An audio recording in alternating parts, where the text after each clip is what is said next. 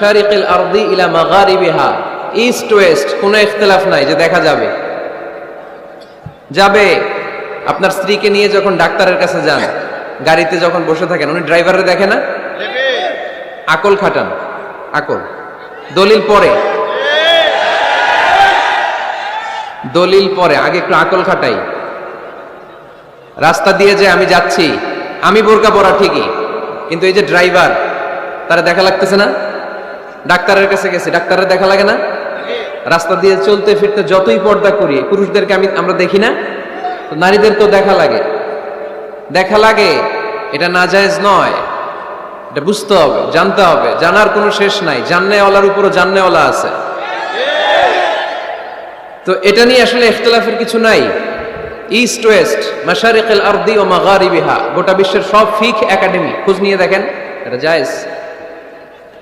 আল্লাহ রাসূল সাল্লাল্লাহু আলাইহি ওয়াসাল্লাম আম্মা জান আয়েশা রাদিয়াল্লাহু তাআলা আনহাকে ঈদের দিন হাবাশি সাহাবীদের খেলা দেখিয়েছেন। খেলা, হাবাশি সাহাবারা মসজিদে নববীর পাশে, সহিহ বুখারীর বর্ণনা, তীর ধনুক দিয়ে খেলাধুলা করত। তা আম্মা জান আয়েশা দেখতে চাইলেন, আল্লাহর হাবিব সাল্লাল্লাহু আলাইহি ওয়াসাল্লাম এটা বুঝতে পারলেন, জিজ্ঞেস করলেন, তাশতাহিন তানজুরিন, বুখারীর বর্ণনা, তাশতাহিন তানজুরিন, আয়েশা তুমি কি দেখতে চাও? আম্মাজান বললেন, হ্যাঁ আমি দেখতে চাই। আল্লাহর হাবিব সাল্লাল্লাহু আলাইহি ওয়াসাল্লাম আম্মাজান আয়েশাকে পিছনে দাঁড় করালেন। তিনি বর্ণনা করলেন, আকামানি ওয়ারাআহু, আমার পিছনে পিছনে আমাকে তিনি দাঁড় করালেন। খাদ্দি মা আখাদ্দিহ, আমার গাল রাসূলের গালের সাথে লেগে গেল। আমি প্রাণ ভরে হাবাশি সাহাবাদের খেলা দেখলাম সরাসরি। তো সরাসরি যদি পুরুষকে দেখতে পারেন আম্মাজান আয়েশা রাদিয়াল্লাহু তাআলা আনহা, এটা কি টিভির পর্দায় দেখা যাবে না? দেখা যাবে না? যাবে। দীর্ঘক্ষণ দেখার পরে আম্মাজান আয়েশা বললেন, হাত্তা মালিলতু, আমি ক্লান্ত হয়ে গেলাম, অনেকক্ষণ দেখলাম। আল্লাহ রাসূল সাল্লাল্লাহু আলাইহি ওয়াসাল্লাম বললেন, আয়েশা পরিপূর্ণ হয়েছে? তুমি কি তৃপ্তি সহকারে খেলা উপভোগ করেছো, ইথিওপিয়ান সাহাবীদের খেলা? আম্মাজান বললেন, হ্যাঁ আমি প্রাণ ভরে দেখেছি। আল্লাহর হাবিব সাল্লাল্লাহু আলাইহি ওয়াসাল্লাম বললেন, ঠিক আছে আয়েশা, এখন তুমি চলে যাও। সুবহানাল্লাহ পড়েন। সহিহ বুখারীতে আছে, যুদ্ধে যুদ্ধে নারীরা অংশগ্রহণ করতেন। স্ট্রেচারে করে অসুস্থ সাহাবাদেরকে টেনে এনে ওনারা সেবা করতেন। সেবা করার সময় চোখে গামছা বেঁধে রাখতেন, তাই না? ওনারা যখন অসুস্থ আহত সাহাবাদের চিকিৎসা করতেন, চোখে গামছা বেঁধে রাখতেন না?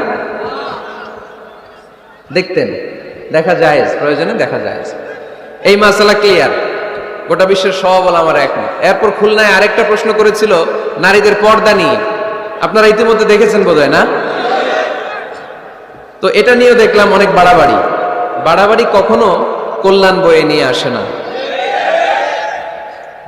নারীরা কতটুকু পর্দা করবে, কতটুকু পর্দার হুকুম কি, সেখানে আমি বলেছি পর্দা করা ফরজ। এই পর্দা আপনার অধিকার, এটা আপনার আভিজাত্যের প্রতীক, আপনার রুচির প্রতীক। এটা বলে কতটুকু পর্দা, সেক্ষেত্রে আমি দুইটা মত উল্লেখ করেছিলাম, দুইটা মত উল্লেখ করেছি। মত নাম্বার 1, সারা শরীর ঢেকে রাখবে, ফেসটা খোলা রাখবে, হাত খোলা রাখবে, এটা একটা মত। আরেকটা মত, সব ঢেকে রাখতে হবে, শুধু চোখ খোলা, তাই না? দুইটা মত উল্লেখ করে আমি বলেছিলাম যে এটা হচ্ছে রুকসাত আর এটা হচ্ছে আজিমাত। আমি এও বলেছি যে এর চেয়ে শ্রেষ্ঠ পর্দার হতে পারে না, শুধু চোখ খোলা, সব ঢেকে রাখতে হবে, এটা শ্রেষ্ঠ পর্দা, এর চেয়ে ভালো পর্দার হতে পারে না। আমি নিজেও সাজেস্ট করি এটা, যে শুধু চোখ খোলা থাকবে। আবার ওই প্রশ্নের উত্তরে এও বলেছি, চেহারা হচ্ছে সৌন্দর্যের রাজধানী, চেহারাই যদি দেখা হয়ে যায় তো সব দেখা হয়ে যায়, এজন্য এটা আমি সাজেস্ট করেছি। তারপরে এরা আমার ধাক্কাইতে ধাক্কাইতে ওই মতের দিকে নিতে চায়, আসলে নাই? তো এই যে 3বার যে আমি এই কথা বললাম, এগুলো শুনবার সময় কি কানে তুলা দিয়ে রাখছিলেন? হ্যাঁ, তখন কি শুনেন না? এগুলো মত দুইটা বললাম কেন আমি? হুজুর দুইটা কেন বলবেন? অন্য মতের প্রতি আপনার এত শ্রদ্ধা কেন? আমগো তো নাই। এই হয়েছে সমস্যা। ক্লিয়ার কাট কথা। পর্দার ক্ষেত্রে দুইটা মতের উল্লেখ করেছি প্রিয় ভাইয়েরা। বলেছি, এক মত বলেছে ফেস খোলা, হাত খোলা, আরেক মত বলেছে শুধু চোখ খোলা। এবং আমি বলেছি এইটা শ্রেষ্ঠ পর্দা, এর চেয়ে ভালো পর্দা হয় না, বলছি না আমি? আবার বলছি যে আমি সাজেস্ট করি এটাই সবচেয়ে ভালো, এটা করবেন। এবং শেষে বলেছি চেহারা হচ্ছে সৌন্দর্যের রাজধানী, চেহারাই যদি দেখা হয়ে যায় তো সব দেখা হয়ে যায়। এগুলো কি প্রমাণ করে? আমি এই মতের পক্ষে না এই মতের পক্ষে? বায়ে না ডানে? ডানে। তো আমি এই মত অবলম্বন করি, মানে আপনাদের যেই মত আমারও এই মত। আমার ধাক্কা মারতেছেন কেন? ধাক্কাইতেছেন কেন আমাকে? ধাক্কাই আমার ওই মতে নিতে চায়, ঠিক না। বাড়াবাড়ি কখনো কল্যাণ বয়ে নিয়ে আসে না। আওয়াজ করবেন না, মনোযোগ দিয়ে শুনেন। এই যে মত, এটা আমার মত না, এটা অনেক স্কলারদের মত। নারীরা শুধু ফেস খোলা রাখবে আর হাতের কবজি পর্যন্ত খোলা রাখবে, এটা আমার মত না। আমি অন্যদের মতকে শুধু ন্যারেট করেছি, বর্ণনা করেছি মাত্র। মেজরিটি স্কলাররা, জুমহুরুল ফুকাহা, আই রিপিট, আমি আবার বলছি, মেজরিটি স্কলাররা বলেছেন ফেস এবং হাত খোলা রাখা যাবে। যদিও আমার মত এইটা না, আমার মত হচ্ছে যে শুধু চোখ খোলা রাখবেন। মেজরিটি স্কলাররা, রাইসুল মুফাসসিরিন আব্দুল্লাহ ইবনে আব্বাস রাদিয়াল্লাহু তাআলা আনহুমা, যার ব্যাপারে আল্লাহ হাবিব সাল্লাল্লাহু আলাইহি ওয়াসাল্লাম দোয়া করেছেন, আল্লাহুম্মা ফাক্কিহহু ফিদ্দীন ওয়া আল্লিমহু তা'বীল, আল্লাহ তাকে আপনি দ্বীনের জ্ঞান শিক্ষা দেন, কোরআনের তাফসীর শিক্ষা দেন। উনার মতও ছিল কোরআনের এই তাফসীরে, আয়াতের তাফসীরে, যে ইল্লা মা যাহারা মিনহা, নারীদের যতটুকু প্রকাশ হয়ে যায় সেক্ষেত্রে আল্লাহ ক্ষমা করবেন। এই যাহারা মিনহার তাফসীর উনি করেছেন আব্দুল্লাহ ইবনে আব্বাস, যে ফেস, আল ওয়াজহু ওয়াল কাফফান, চেহারা এবং হাত খোলা রাখা যাবে। আমার তাফসীর না, আব্দুল্লাহ ইবনে আব্বাসের তাফসীর, আনাস রাদিয়াল্লাহু তাআলা আনহুর তাফসীর।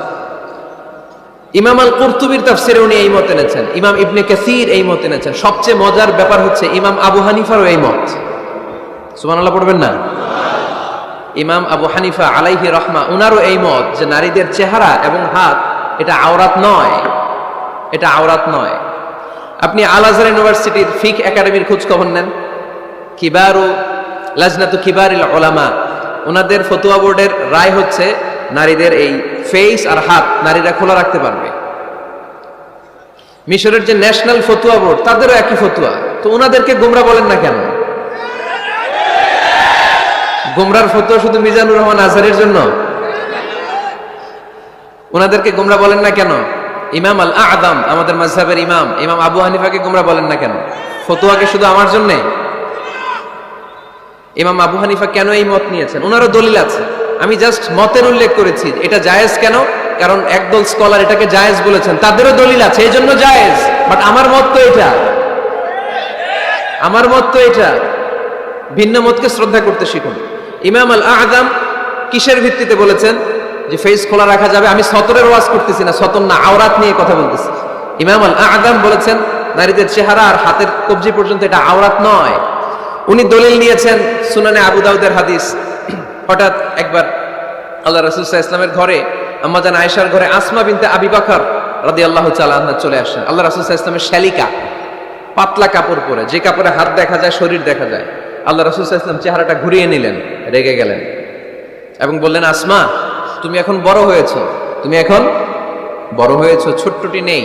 নারীরা যখন সাবালিকা হয় তখন এতটুকু আর এতটুকু ছাড়া পুরো দেহকে ঢেকে রাখতে হয়। সুবহানাল্লাহ পড়বেন না? ইমাম আল আ'দাম আবু হানিফা এই হাদিস থেকে দলিল নিয়েছেন। আরো দলিল আছে, সহিহ মুসলিম হাদিসের বর্ণনাকারী জাবির ইবনে আব্দুল্লাহ রাদিয়াল্লাহু তাআলা আনহু, ঈদের দিনে আল্লাহ রাসূল সাল্লাল্লাহু আলাইহি ওয়াসাল্লাম ঈদের সালাত পড়লেন, আযান একামত ছাড়া।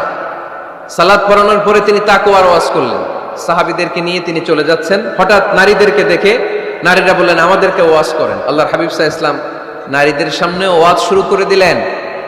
হাদিসের বর্ণনাকারী জাবির ইবনে আব্দুল্লাহ, উনি বললেন, নারীদেরকে নিয়ে যখন আল্লাহ রাসূল সাল্লাল্লাহু আলাইহি ওয়াসাল্লাম ওয়াজ করতেছিলেন, আল্লাহ রাসূল যে ওয়াজটা সবচেয়ে গুরুত্ব দিলেন, আল্লাহর হাবিব সাল্লাল্লাহু আলাইহি ওয়াসাল্লাম বললেন, তাসাদ্দাকনা, নারীরা তোমরা সদকা করো, দান খয়রাত করো, কারণ আমি দেখেছি তোমরাই বেশিরভাগ হবে জাহান্নামের লাকড়ি, তোমরাই বেশিরভাগ জাহান্নামের লাকড়ি হবে। এই কথা শুনে ফাকামাত ইমরাআতুন মিন ওয়াসাতিহিন, এক নারী দাঁড়ালো, নারীদের মাঝখান থেকে এক নারী দাঁড়িয়ে হাত তুললো।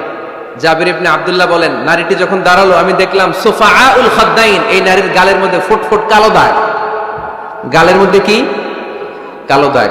তো ওনার চেহারা যদি খোলা না থাকতো গালের কালো দাগ দেখা যেত? কথা বলেন না কেন? এই দলিলগুলোর আলোকে ইমাম আল আ'দাম আবু হানিফা রাহিমাহুল্লাহ উনি মত প্রকাশ করেছেন জরুরি প্রয়োজনে এই ফেস খোলা রাখা যাবে। সহিহ বুখারীর আরেকটা হাদিস শুনেন, বর্ণনাকারী আব্দুল্লাহ ইবনে আব্বাস রাদিয়াল্লাহু তাআলা আনহু। হজের দিন আল্লাহ রাসূল সাল্লাল্লাহু আলাইহি সাল্লাম উটের উপরে বসা, পেছনে চাচাতো ভাই ফদল ইবনে Abbas.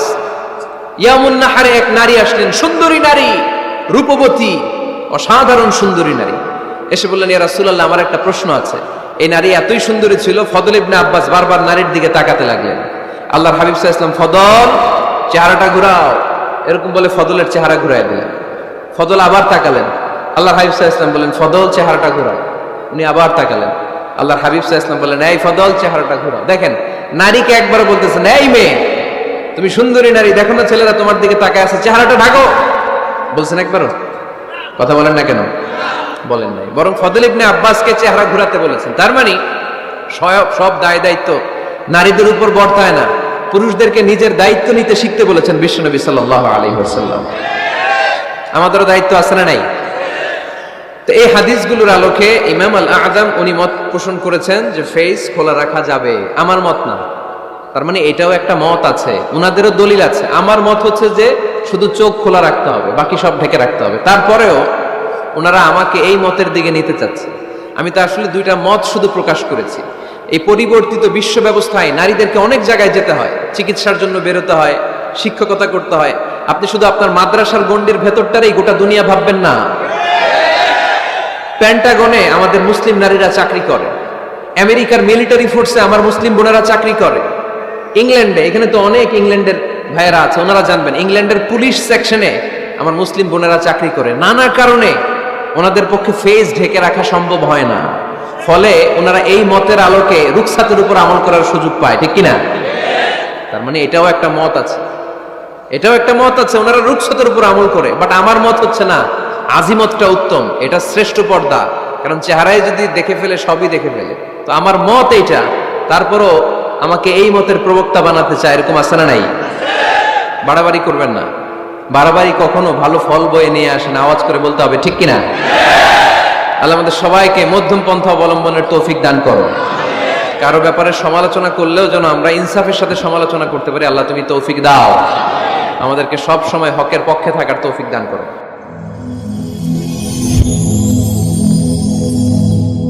Rose TV 24. Enjoy by listening to the Holy Quran. এটা হচ্ছে পরিবার। আলোচনার বিষয় কি? সবাই বলতে হবে আলোচনার বিষয়। আমাদের পরিবার আছে না? পরিবার হচ্ছে শান্তির নীড়। যার পরিবার নাই সে নির্হারা পাখির মতো, ঠিক কিনা? এর সেবা করার কেউ নাই, এর খোঁজ খবর নেয়ার কেউ নাই, একে ভালোবাসার কেউ নাই। পরিবারের ভেতরে আছে ভালোবাসাবাসী, পরিচর্যা, অসুস্থ হলে সেবা শুশ্রূষা, যত্ন আত্মি। আমরা একটা প্রশান্তির জায়গা খুঁজে পাই পরিবারের ভেতরে, ঠিক কিনা? এজন্য আমি যদি জান্নাতে যাই, আমি চাই আমার পরিবারের সবাইকে নিয়ে যাব, ঠিক কিনা? নাকি আপনারা একা একা জান্নাতে যাবেন? একা একা জান্নাতে যেতে চান কারা কারা? দেখি হাত তুলেন। হ্যাঁ, ওই যে হাত তুলছে একজন। একা একা যাইতে হয় বালা না, একা একা যাওয়া যাবে না, আমরা সবাই মিলে যাব ইনশাআল্লাহ। পড়েন। এজন্য রব্বুল আলামিন বলেন ইয়া আইয়ুহাল্লাযীনা আমানু কু আনফুসাকুম ওয়া আহলিকুম নারা ওয়াকুদুহান নাসু ওয়াল হিজারা আলাইহা মালাইকাতুন গিলাযুন শিদাদুন লা ইয়াসুনাল্লাহা মা আমারাহুম ওয়া ইয়াফআলুনা মা ইউমারুন। সুবহানাল্লাহ পড়েন। আল্লাহ ডেকে বললেন ও বিশ্বাসীরা শোনো শোনো, তোমরা নিজেদেরকে জাহান্নামের আগুন থেকে বাঁচাও, নিজেদের পরিবার বর্গকেও ওই জাহান্নামের আগুন থেকে বাঁচাও। যে জাহান্নামের রক্ষী ফেরেশতারা খুব নির্দয়, খুব নির্মম, এদের চেহারায় হাসি নাই। রব্বুল আলামিন তাদেরকে যা আদেশ করে তারা তাই পালন করে। ওই ফেরেশতারা আল্লাহর কোনো আদেশের অবাধ্য হয় না। ওই জাহান্নামকে ভয় করো, আর জাহান্নাম থেকে নিজেও বাঁচো, নিজের পরিবারকেও বাঁচাও। নিজেও বাঁচতে হবে, পরিবারকেও বাঁচাতে হবে, নিজেও জান্নাতে যেতে চাই। আব্বা আম্মা, স্ত্রী, সন্তান, ভাই বোন সবাইকে নিয়ে জান্নাতুল ফেরদাউসে থাকতে চাই, ঠিক কিনা? এজন্য রব্বুল আলামিন বিশ্বনবীকে আদেশ করলেন ওয়া'মুর আহলাকা বিস-সালাতি ওয়াসতাবির আলাইহা। ও নবী, আপনি আপনার ফ্যামিলির সদস্যদেরকে সালাতের আদেশ করেন এবং নিজেও সালাত পালনে সচেষ্ট হন। একা একা সালাত পালন করলে হবে না, আপনার পরিবারের সবাইকে আপনি মুসল্লি বানান। নিজেও সালাত পড়েন, সন্তানদেরকেও সালাত কায়েমকারী বানান। আপনি একা একা নামাজ পড়েন, আপনার ছেলে নামাজ পড়েন, এরকম আছে না নাই? বাবা নামাজ পড়ে, মা নামাজ পড়ে না, আছে না নাই? ভাই নামাজ পড়ে, বোন নামাজ পড়ে না, আছে না নাই? আচ্ছা, আমি জান্নাতে থাকবো, আমার মা থাকবে জাহান্নামে, এটা ভালো লাগবে? আমি থাকবো জান্নাতে, আমার আব্বা জাহান্নামে। ভাল লাগবে কার কার? আমি থাকবো জান্নাতে, আমার ছেলে মেয়েগুলো জাহান্নামে। আমি জান্নাতের নাজ নিয়ামত ভোগ করবো, আমার স্ত্রী থাকবে জাহান্নামের আগুনে। এটা আমাদের ভালো লাগবে? এজন্য মুমিন পরিবারের সবাই আমরা জান্নাতে যেতে চাই। আমিও যাব, মা বাবাও যাবে, আমার স্ত্রী সন্তানরাও যাবে। এজন্য রব্বুল আলামিন বিশ্বনবীকে বললেন, নবী নিজেও জাহান্নামের আগুন থেকে বাঁচেন, আপনার পরিবার বর্গকেও জাহান্নামের আগুন থেকে বাঁচান। নিজেও বাঁচেন, পরিবারকেও বাঁচান। এজন্য মুসল্লি ভাইরা সাবধান, একা মুসল্লি হয়েন না। ইসলাম পালনকারীরা সাবধান, একা ইসলাম পালনকারী হবেন না। ফ্যামিলির সবাইকে মুসল্লি বানাইতে হবে, সবাই মিলে ইসলাম পালন করতে হবে, সবাই মিলে ঘরটার একটা জান্নাতের টুকরা বানাতে হবে, ঠিক কিনা?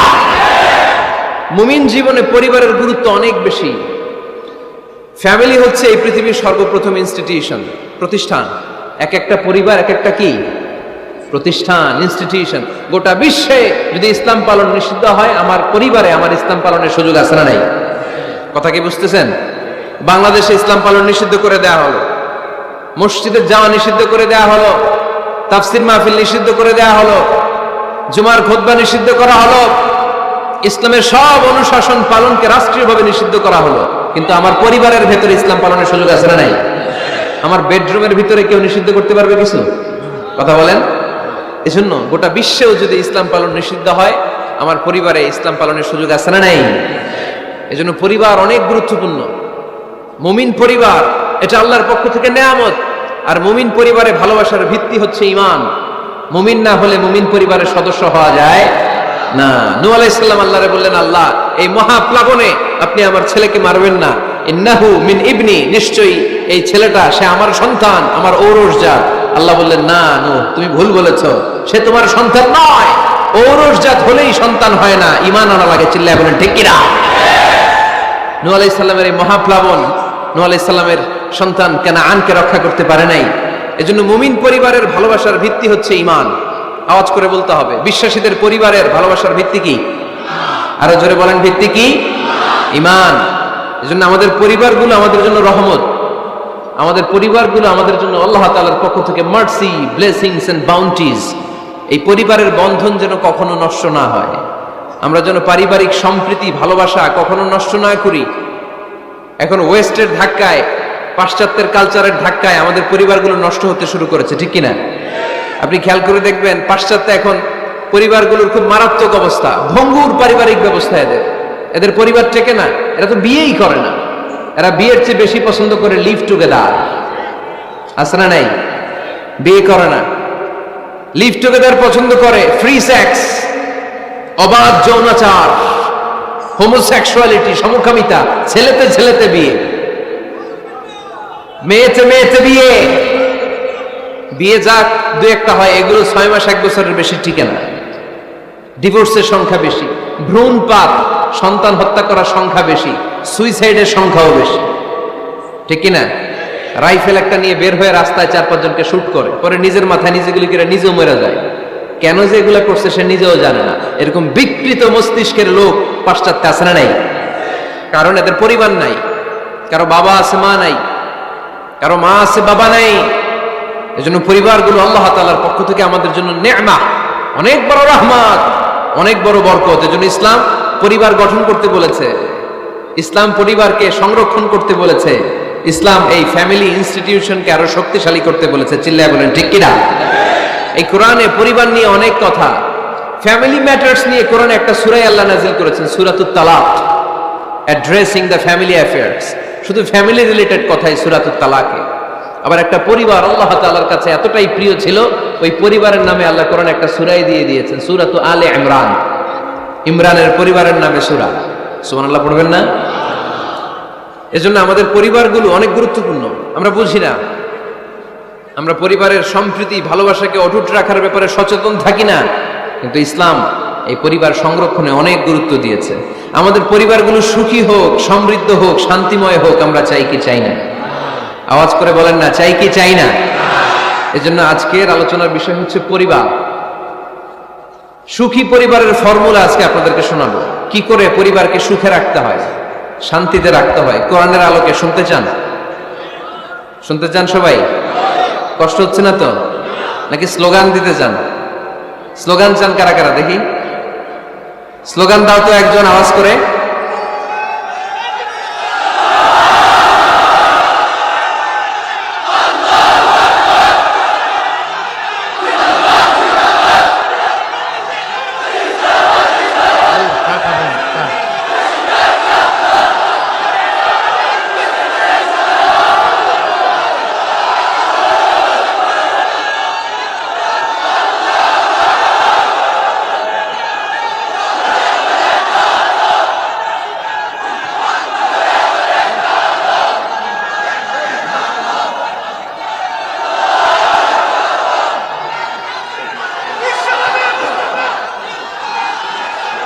প্যান্ডেল থেকে লোক বাইরে বেশি আছে।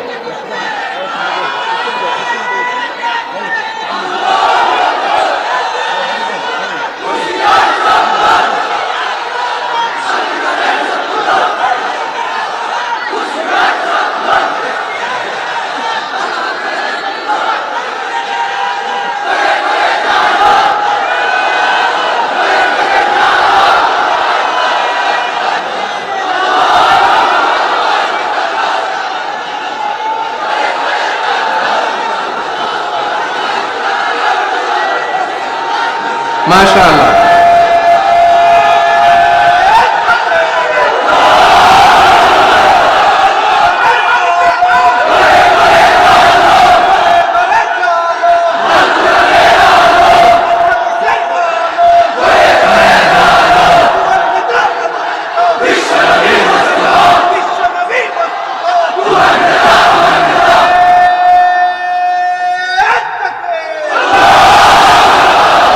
মাশাআল্লাহ, তাবারাকাল্লাহ। আল্লাহ স্লোগানগুলোকে তুমি কবুল করো।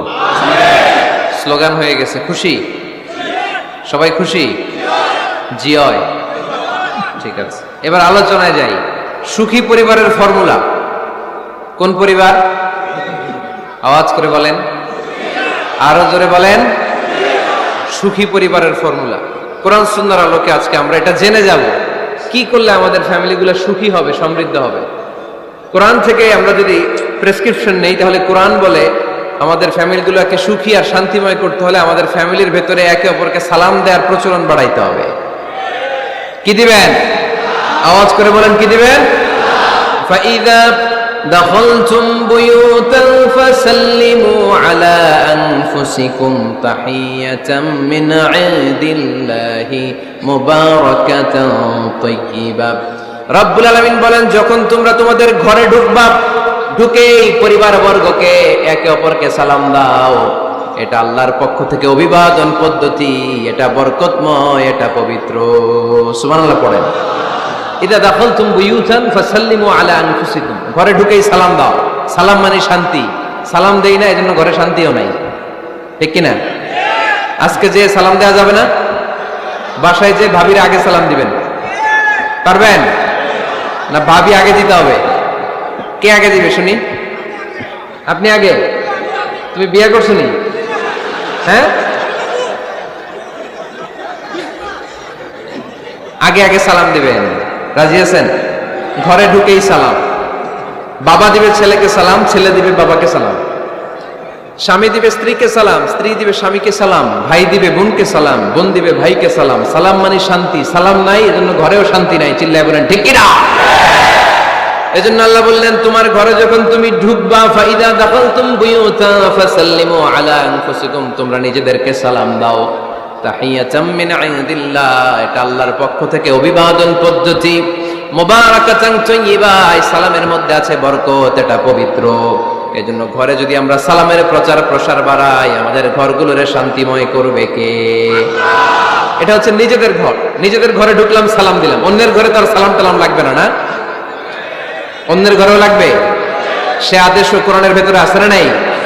রব্বুল আলামিন বলেন, ইয়া আইয়ুহাল্লাযীনা আমানু লা তাদখুলু বুয়ুতান গায়রা বুয়ুতিকুম হাত্তা তাস্তানিসু ওয়া তুসাল্লিমু আলা আহলিহা। সুবহানাল্লাহ পড়েন। আল্লাহ রেখে বললেন, ও ঈমানদার, ও বিশ্বাসীরা, অন্যের ঘরে যখন তোমরা প্রবেশ করবা, খবরদার প্রবেশ করার আগে অনুমতি নিয়ে নাও। অনুমতি নেয়ার পাশাপাশি ঘরে ঢোকার আগে সালাম দিয়ে দাও। সুবহানাল্লাহ পড়ে। তাহলে নিজের ঘরে ঢুকি, আর অন্যের ঘরে ঢুকে কি দিব? আওয়াজ করে বলতে হবে, কি দিব? সালাম। আমি আপনাদেরকে সালাম দেই, উত্তর দেন, আসসালামু আলাইকুম ওয়া রাহমাতুল্লাহ। এবার আপনারা আমাকে সালাম দেন, আমি উত্তর দিব, ওয়া আলাইকুম আসসালাম ওয়া রাহমাতুল্লাহ। পারা যাবে নাকি বলবেন আমি বউরে কেন দেব, উনি না আমার আগে দিবে, আমি জামাই, আমি স্বামী, আমি হাজবেন্ড। আচ্ছা, হাজবেন্ডের কি বলেন সিলেটি ভাষায়? স্বামীরে জামাই হইতাইনি, জামাই। তো জামাই আগে দিবে না বউ আগে দিবে? হ্যাঁ বলেন, আমি আগে দিব। কে আগে দিবে? আমি। আগে আগে সালাম দেন। আল্লাহর হাবিব সাল্লাল্লাহু আলাইহি ওয়াসাল্লাম বললেন, সহিহ মুসলিমের বর্ণনা, সহিহ মুসলিমের বর্ণনা, আওয়ালা আদুল্লুকুম আলা শাইইন ইযা ফাআলতুমুহু তাহাবাবতুম। আল্লাহর হাবিব বললেন, আমি কি তোমাদেরকে এমন একটা ফর্মুলা শিখাইয়া দিব না, এই ফর্মুলা যখন তোমরা অ্যাপ্লাই করবে তোমাদের মধ্যে পারস্পরিক ভালোবাসা বাড়িয়ে দিবে কে?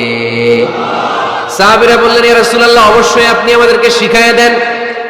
কোন সেই ফর্মুলা, যেই ফর্মুলা অ্যাপ্লাই করলে আমাদের মধ্যে ভালোবাসা বেড়ে যাবে? আল্লাহর হাবিব বললেন, আফশুস সালাম বাইনাকুম, নিজেরা নিজেদের মধ্যে সালামের প্রচার করো, প্রসার করো। দেখা হলে একে অপরকে তোমরা বেশি বেশি সালাম দাও।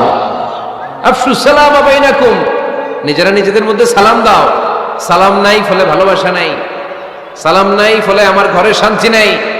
তাহলে ঘরে শান্তি আনার এক নম্বর ফর্মুলা হচ্ছে সালাম। চিল্লায় বলতে হবে সুজানগরের ভাইরা, এক নম্বর ফর্মুলার নাম কি? সালাম। সাইয়েদনা আদম আলাইহিস সালামকে যখন আল্লাহ তাআলা বানালেন, বানানোর পরে আল্লাহ বলেন না আদম সিজদা করো, আদম কোরআন তেলাওয়াত করো, আদম জিকির করো, আদম তাসবিহ পড়ো, না। আল্লাহ প্রথম যে আদেশটা দিয়েছেন সেটা হচ্ছে সাল্লিম, আদম সালাম দাও। আদম কি দাও? সালাম দাও। আল বাদিউ বিসালামি বারিউম মিনাল কিবর, আগে আগে যে সালাম দেয় তার অন্তর থেকে অহংকার উঠিয়ে নেয় কে? আমাদের অন্তরে অহংকার আছে না নাই? যাদের অন্তরে বেশি বেশি অহংকার, তারা আমরা বেশি বেশি সালাম দিব। আমাদের হৃদয়টাকে অহংকার মুক্ত করে দিবে কে? সেই বুখারীর বর্ণনা, লাম্মা খালাকাল্লাহু আদম ওয়া কানা তুলুহু 60 যিরাআন, রব্বুল আলামিন সাইয়েদনা আদম আলাইহিস সালামকে যখন তৈরি করলেন 60 হাত লম্বা করে বানালেন।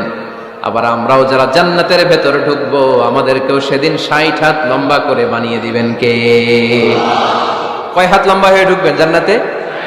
60 হাত।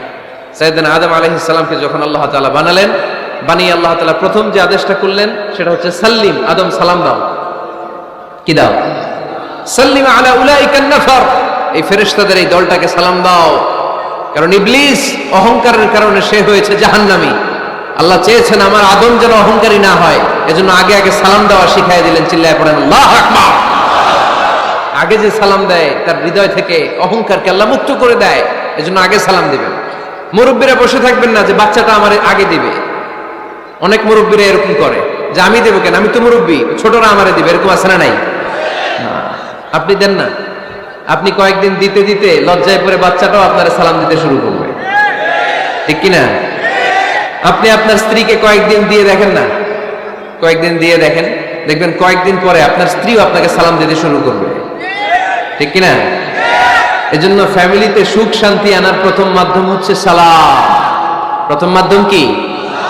সালাম দিন আর সালামতে থাকুন। সালাম দিন আর কিসে থাকুন? সালামতে থাকুন। জান্নাতে যখন জান্নাতীরা যাবে, জান্নাতীদেরকে বারবার সালাম দেওয়া হবে। প্রতিটা গেইটেই ফেরেশতারা সালাম দিবে। চিল্লায় পড়েন আল্লাহু আকবার। ফেরেশতারা বলবে সালামুন আলাইকুম তিবতুম ফাদখুলুহা খালিদিন। ও জান্নাতীরা আসেন, বসেন, আল্লাহর পক্ষ থেকে আপনাদের জন্য সালাম। ওয়া তাহিয়াতুহুম ফিহা সালাম, জান্নাতের অভিবাদন পদ্ধতির নাম হচ্ছে সালাম। জান্নাতীরাও একে অপরকে সালাম দিবে। সুবহানাল্লাহ পড়েন। জান্নাতে ঢুকলেই সালাম, জান্নাতে বসলেই সালাম, জান্নাতে একে অপরের সাথে দেখা হলেই সালাম। তাই যারা ঘরের ভিতরে জান্নাতি আমেজ উপভোগ করতে চান তারা একে অপরকে সালাম দিবেন। রাজি আছেন? সালাম দিন আর সালামতে থাকুন। ঘরে যারা জান্নাতি সুখ অনুভব করতে চান তারা সালাম দিবেন। তাহলে আজকে থেকে ঘরে সুখ সমৃদ্ধি আর শান্তি ফিরিয়ে আনার প্রথম ফর্মুলা আমরা জানলাম সালাম। চিল্লায় বলেন প্রথম ফর্মুলা কি? মনে থাকবে না ভুলে যাবেন? বাসায় যে আজকে সালাম দেয়া যাবে? সবাই পারবেন? মাশাআল্লাহ। 1 নম্বর পয়েন্ট শেষ। ঘরে শান্তি রাখার, রহমত রাখার 2 নম্বর পদ্ধতি হচ্ছে ঘরে ছবি টাঙিয়ে রাখবেন না। ছবি না, বিয়ের ছবি টাঙিয়ে রাখবেন না। মৃত আব্বা আম্মার ছবি বাধাই করে টাঙিয়ে রাখবেন না। নেতা নেত্রীর ছবিও টাঙিয়ে রাখা যাবে না, এটা নিষেধ। রহমতের ফেরেশতারা আসে না, ঘরে ঢুকে না। ইন্নাল মালাইকাতা লা তাদখুলু বাইতান ফীহি তামাসিল ওয়া সূরা, যে ঘরে মূর্তি আছে আর ছবি টাঙিয়ে রাখে ওই ঘরে রহমতের ফেরেশতা প্রবেশ করে না। তো ঘরে যে রহমত নাই, শান্তি নাই, আপনি রহমতের ফেরেশতা ঢুকার ব্যবস্থাই তো রাখেন নাই। এত রহমত নিয়ে আসতে চায় কিন্তু ঢুকতে পারেন না, ওই যে ছবি টাঙিয়ে রাখছেন।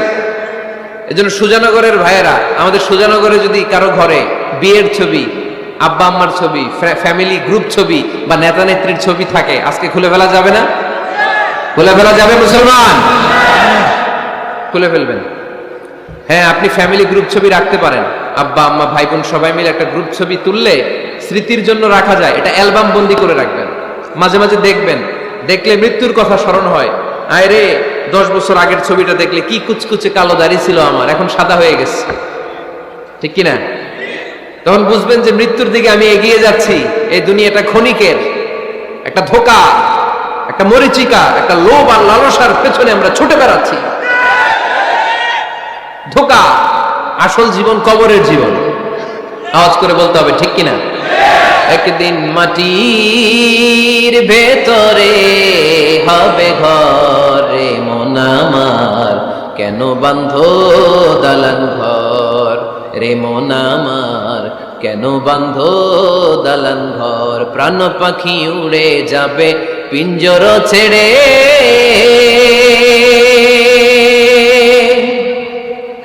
ধরা ধামে সবই রবে তুমি যাবে চলে।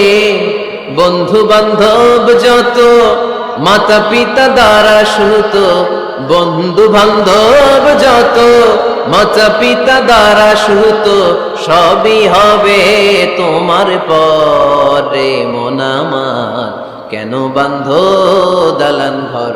একদিন মাটির ভেতরে হবে ঘরে মন আমার, কেন বাঁধো দালান ঘর, ঠিক কিনা? পুরাতন ছবির অ্যালবামগুলো খুললে মৃত্যুর কথা স্মরণ হয়। আহা, দাদা পাশে বসা ছিল, আজকে দাদা নাই। নানারা নিয়ে একটা ছবি তুলে অ্যালবামে রাখছিলাম, আজকে নানা নাই। বাবার সাথে ছবি ছিল, আজ বাবা নাই।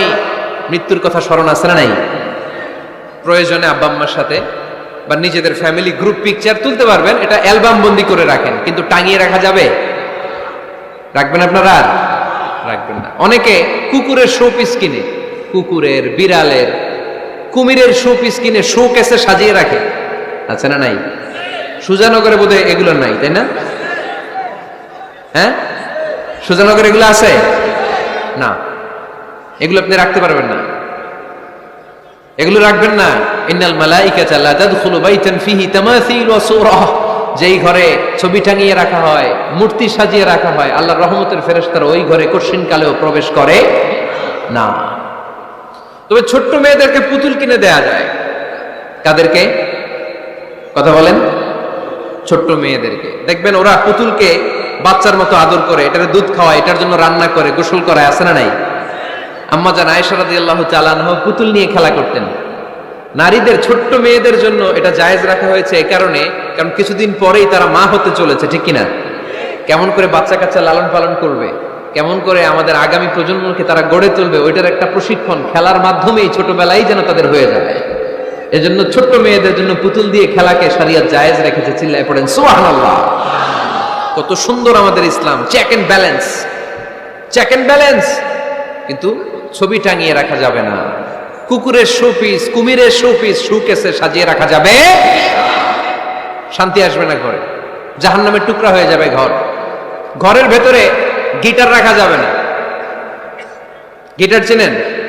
হারমোনিয়াম রাখা যাবে না। ঢোল তবলা, বাজারে ঢোল বাজারে বাঁশি, আছে না নাই? ঢোল রাখতে পারবেন না। বংশী বাজায় কে রে সখী, বংশী বাজায় কে, বংশী রাখা যাবে না। বংশী মানে বাঁশি।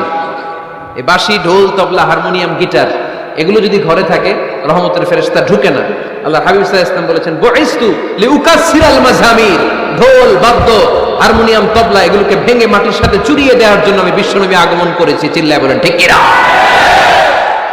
এজন্য আল্লাহর হাবিব বললেন ইন্নাল মালাইকাতা লা তাদখুলু বাইতান ফীহি তামাসিল ওয়া সূরা। মুসনাদে আহমদ ইবনে হাম্বলের হাদিস, আল্লাহর রহমতের ফেরেশতারা ওই সমস্ত ঘরে কশিন কালেও প্রবেশ করে না যেই ঘরে ছবি টাঙানো আছে আর আছে মূর্তি।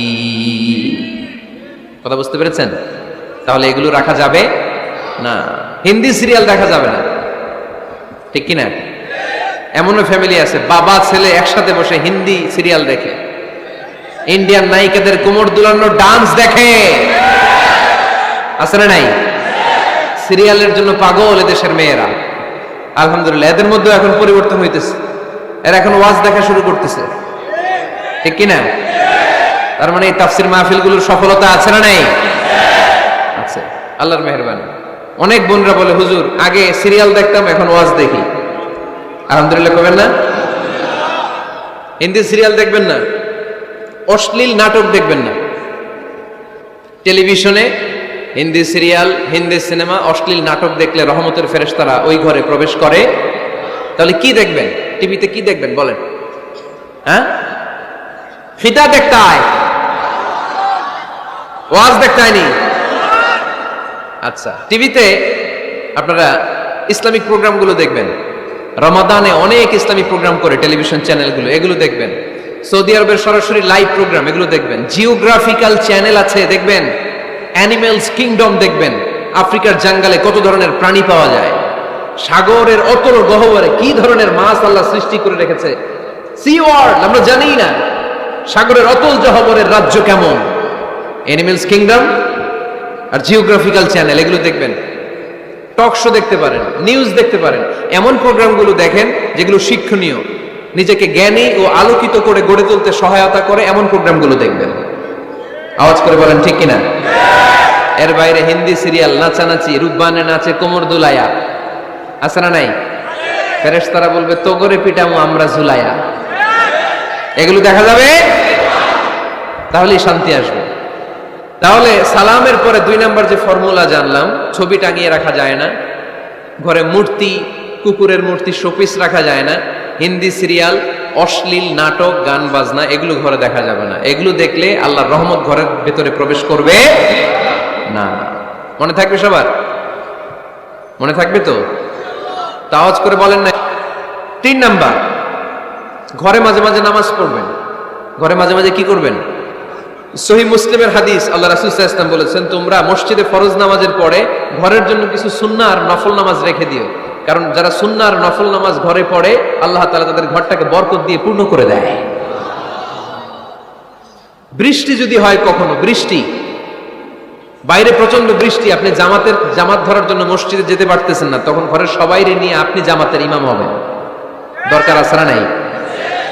আপনি ইমাম, আপনার ছেলেরা পেছনে, মেয়েরা পেছনে, নারী পুরুষ একই কাতারে দাঁড়াতে পারে না, তো আপনি ইমাম, পেছনে আপনার ছেলেরা, এর পরের কাতারে আপনার মেয়েরা আর আপনার স্ত্রীরা। পারা যাবে না? ছেলে মেয়ে যদি না থাকে, হুজুর আমি আর সে টোনাটুনি সংসার, তাহলে টোনা দাঁড়াবে সামনে, টুনি দাঁড়াবে পেছনে, একসাথে দাঁড়ানো যাবে? আমি আর আজকে সভাপতি লিয়াকত ভাই দুজনে মিলে যদি জামাত করি একসাথে দাঁড়ানো যাবে। আমি এদিকে, লিয়াকত ভাই আমার ডানে, ঠিক কিনা? কিন্তু টোনাটুনি যদি দাঁড়ায়, টোনা দাঁড়াবে সামনে, টুনি দাঁড়াবে বরাবর পিছনে। মাসালা বুঝতে পেরেছেন? The family that prays together stays together. যে ফ্যামিলি একসাথে নামাজ পড়ে ওই ফ্যামিলি টিকে থাকে বহুদিন, ঠিক কিনা? I repeat, the family that prays together stays together. যে পরিবার একসাথে সালাত আদায় করে ঘরে, এই পরিবারগুলো ভাঙে না। এই পরিবারের ডিভোর্সের কথা শুনবেন না। এই পরিবারে আছে শুধু শান্তি আর শান্তি। চিল্লায় বলেন ঠিক কিনা? তাহলে 3 নম্বর ফর্মুলা সোজানগরবাসীদের জন্য যেটা আমি শোনালাম, ঘরে জামাতে সালাত পড়বেন। বৃষ্টি, জামাতে যেতে পারতেছেন না, সবাইরে নিয়ে আপনি ইমামতি করেন। অথবা তাহাজ্জুদের সময় বাচ্চাদের ডিসেম্বর মাসে প্রায় অফ থাকে না? কথা কয় না? ডিসেম্বর মাসে ছুটি আছে না নাই? আচ্ছা, ছুটির সময়গুলোতে তাহাজ্জুদের প্রোগ্রাম করেন বাসায়। আপনি ইমাম, আপনার ছেলে মেয়ে আর স্ত্রী আপনার মুক্তাদি। একসাথে ঘরে সালাত করলে ঘরটারে বরকতময় করে দেয় কে? কয়টা গেল? কয়টা? ভালো লাগতেছে না? নাকি আবার স্লোগান লাগবে? স্লোগান লাগলে আমারে বলবেন, স্লোগান দেওয়াই দিব। আওয়াজ করে বলতে হবে কয়টা গেল? 3টা। 4 নাম্বার, ঘরে সুখ শান্তি সমৃদ্ধি ফিরিয়ে আনার 4 নাম্বার ফর্মুলা হচ্ছে একসাথে খাবার খান। কিভাবে খাবার খাবেন? একসাথে বসে খাবার খান। যদি একান্নবর্তী ফ্যামিলি হয়, ভাই বোন আত্মীয় স্বজন একসাথে, নারী পুরুষ দেখা দেয়া জায়েজ নেই, তখন ছেলেরা একসাথে খান।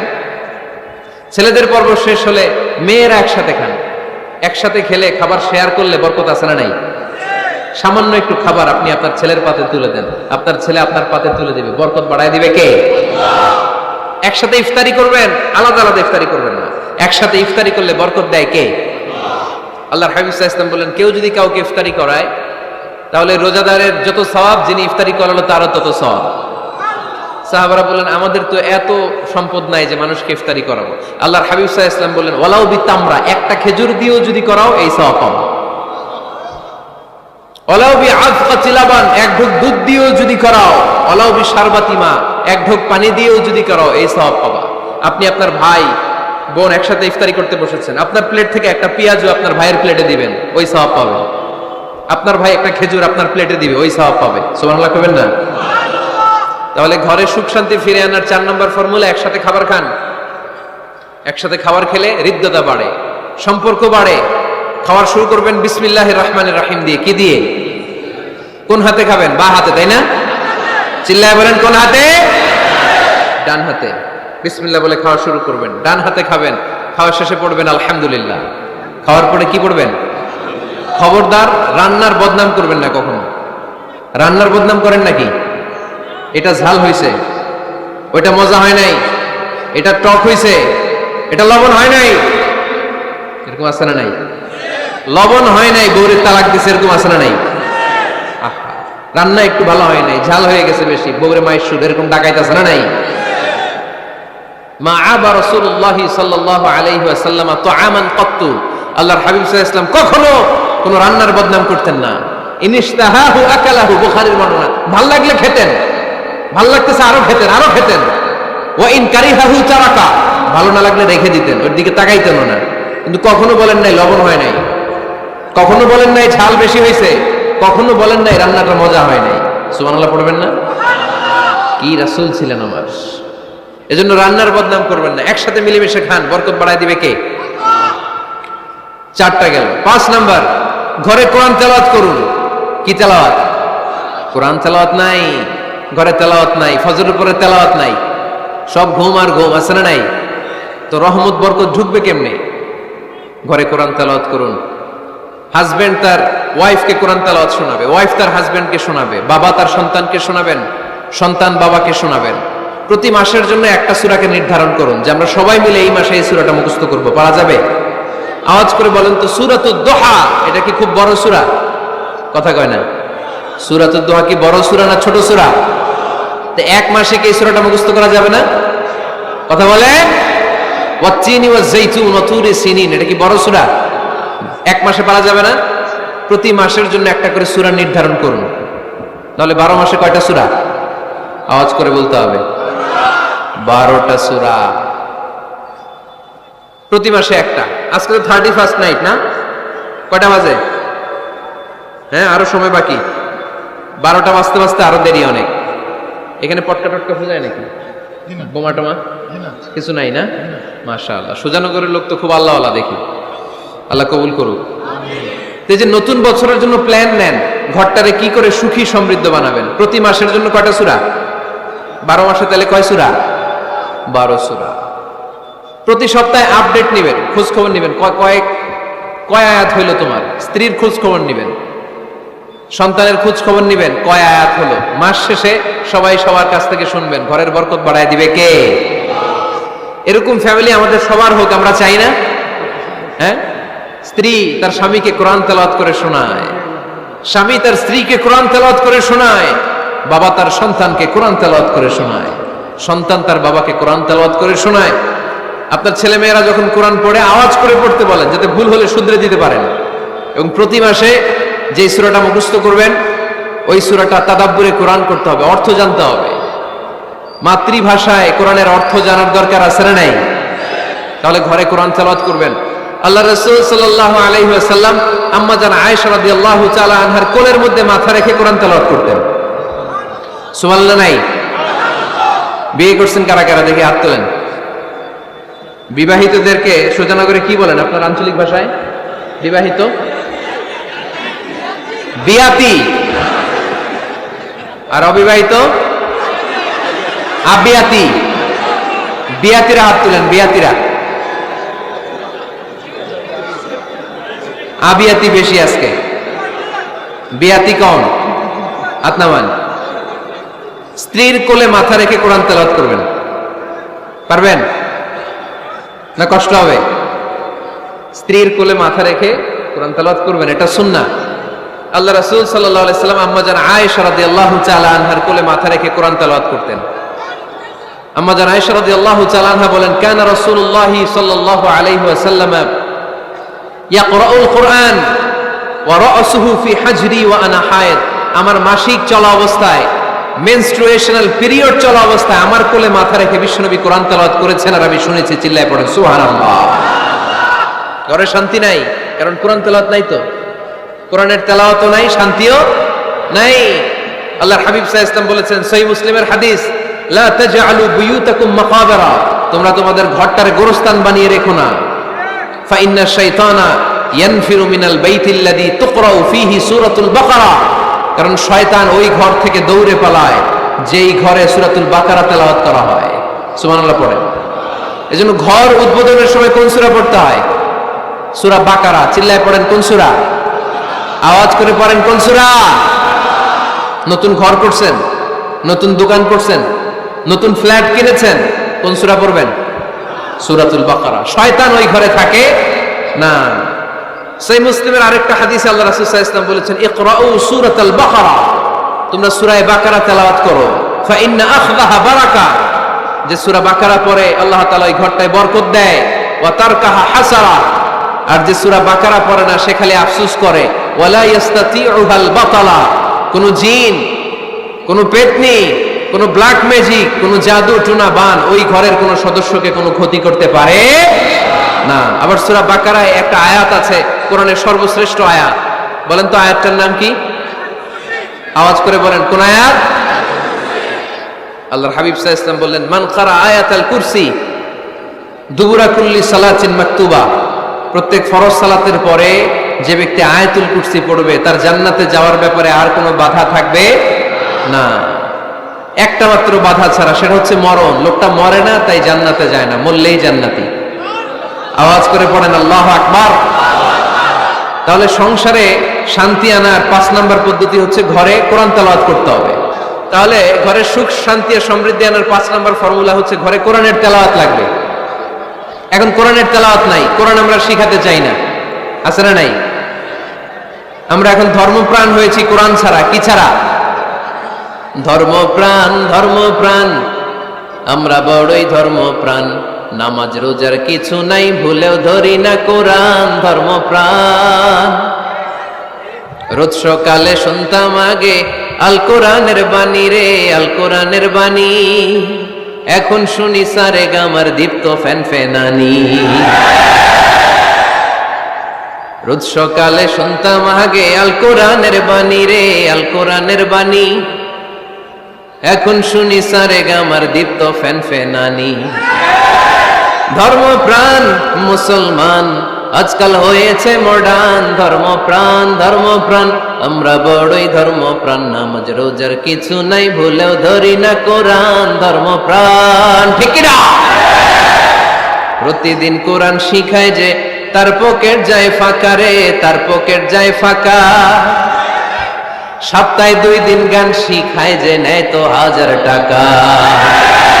ধর্মপ্রাণ মুসলমান আজকাল হয়েছে মডার্ন। ধর্মপ্রাণ, ধর্মপ্রাণ, আমরা বড়ই ধর্মপ্রাণ। নামাজ রোজার কিছু নাই, ভুলেও ধরি না কোরআন। ধর্মপ্রাণ। এরকম ধর্মপ্রাণ আমরা কেউ হতে চাই প্রতিদিন ফজরের পরে আমার ঘর থেকে কোরআন তেলাওয়াত হোক, আমরা চাই কি চাই না? ঘরে সুখ সমৃদ্ধি আর শান্তি আসার মাধ্যম হচ্ছে কোরআন তেলাওয়াত করা। ঘরে কোরআন তেলাওয়াত বাড়ায় দেন, ঘরে শান্তি বাড়ায় দিবে কে? কয়টা গেল? হ্যাঁ, 5টা না? শুনতেছে তোমার সাহেব? 6 নাম্বার হচ্ছে মাঝে মাঝে বেড়াতে যাবেন, ভাবিরে নিয়ে বেড়াতে যাবেন। পারা যাবে? জি হয়। এই যে আপনাদের এখানে জাফলং আছে না? জাফলং আর কি আছে সিলেটে? মাধবকুণ্ড আর হাকালুকি, সবচেয়ে বড় হাওর বাংলাদেশের। আমি গিয়েছিলাম একবার। এই হাকালুকিতে যে 2 জন হারায় যাবে, 2 জন 2 দিকে। পারা যাবে? যাবেন। আল্লাহ রাসূল সাল্লাল্লাহু আলাইহি ওয়াসাল্লাম যেতেন, স্ত্রীদেরকে নিয়ে মরুভূমিতে বেড়াতে যেতেন, আউটিং এ যান, মাঝে মাঝে ফ্যামিলি ট্যুরে যান। কুল সিরু ফিল আরদ সুম্মা আনজুরু কাইফা কানা আকিবাতুল মুকাজ্জিবিন। জমিনে ঘুরে বেড়াও আর দেখো মিথ্যাবাদীরা পৃথিবীতে কি করেছে আর তাদের সাথে আমি কি আচরণ করেছি, ঠিক কিনা? সুযোগ হলে মিশরে যান, ফেরাউনের লাশ দেখে আসেন। কারুনের বাড়িতে যান, ধ্বংসস্তূপ দেখে আসেন।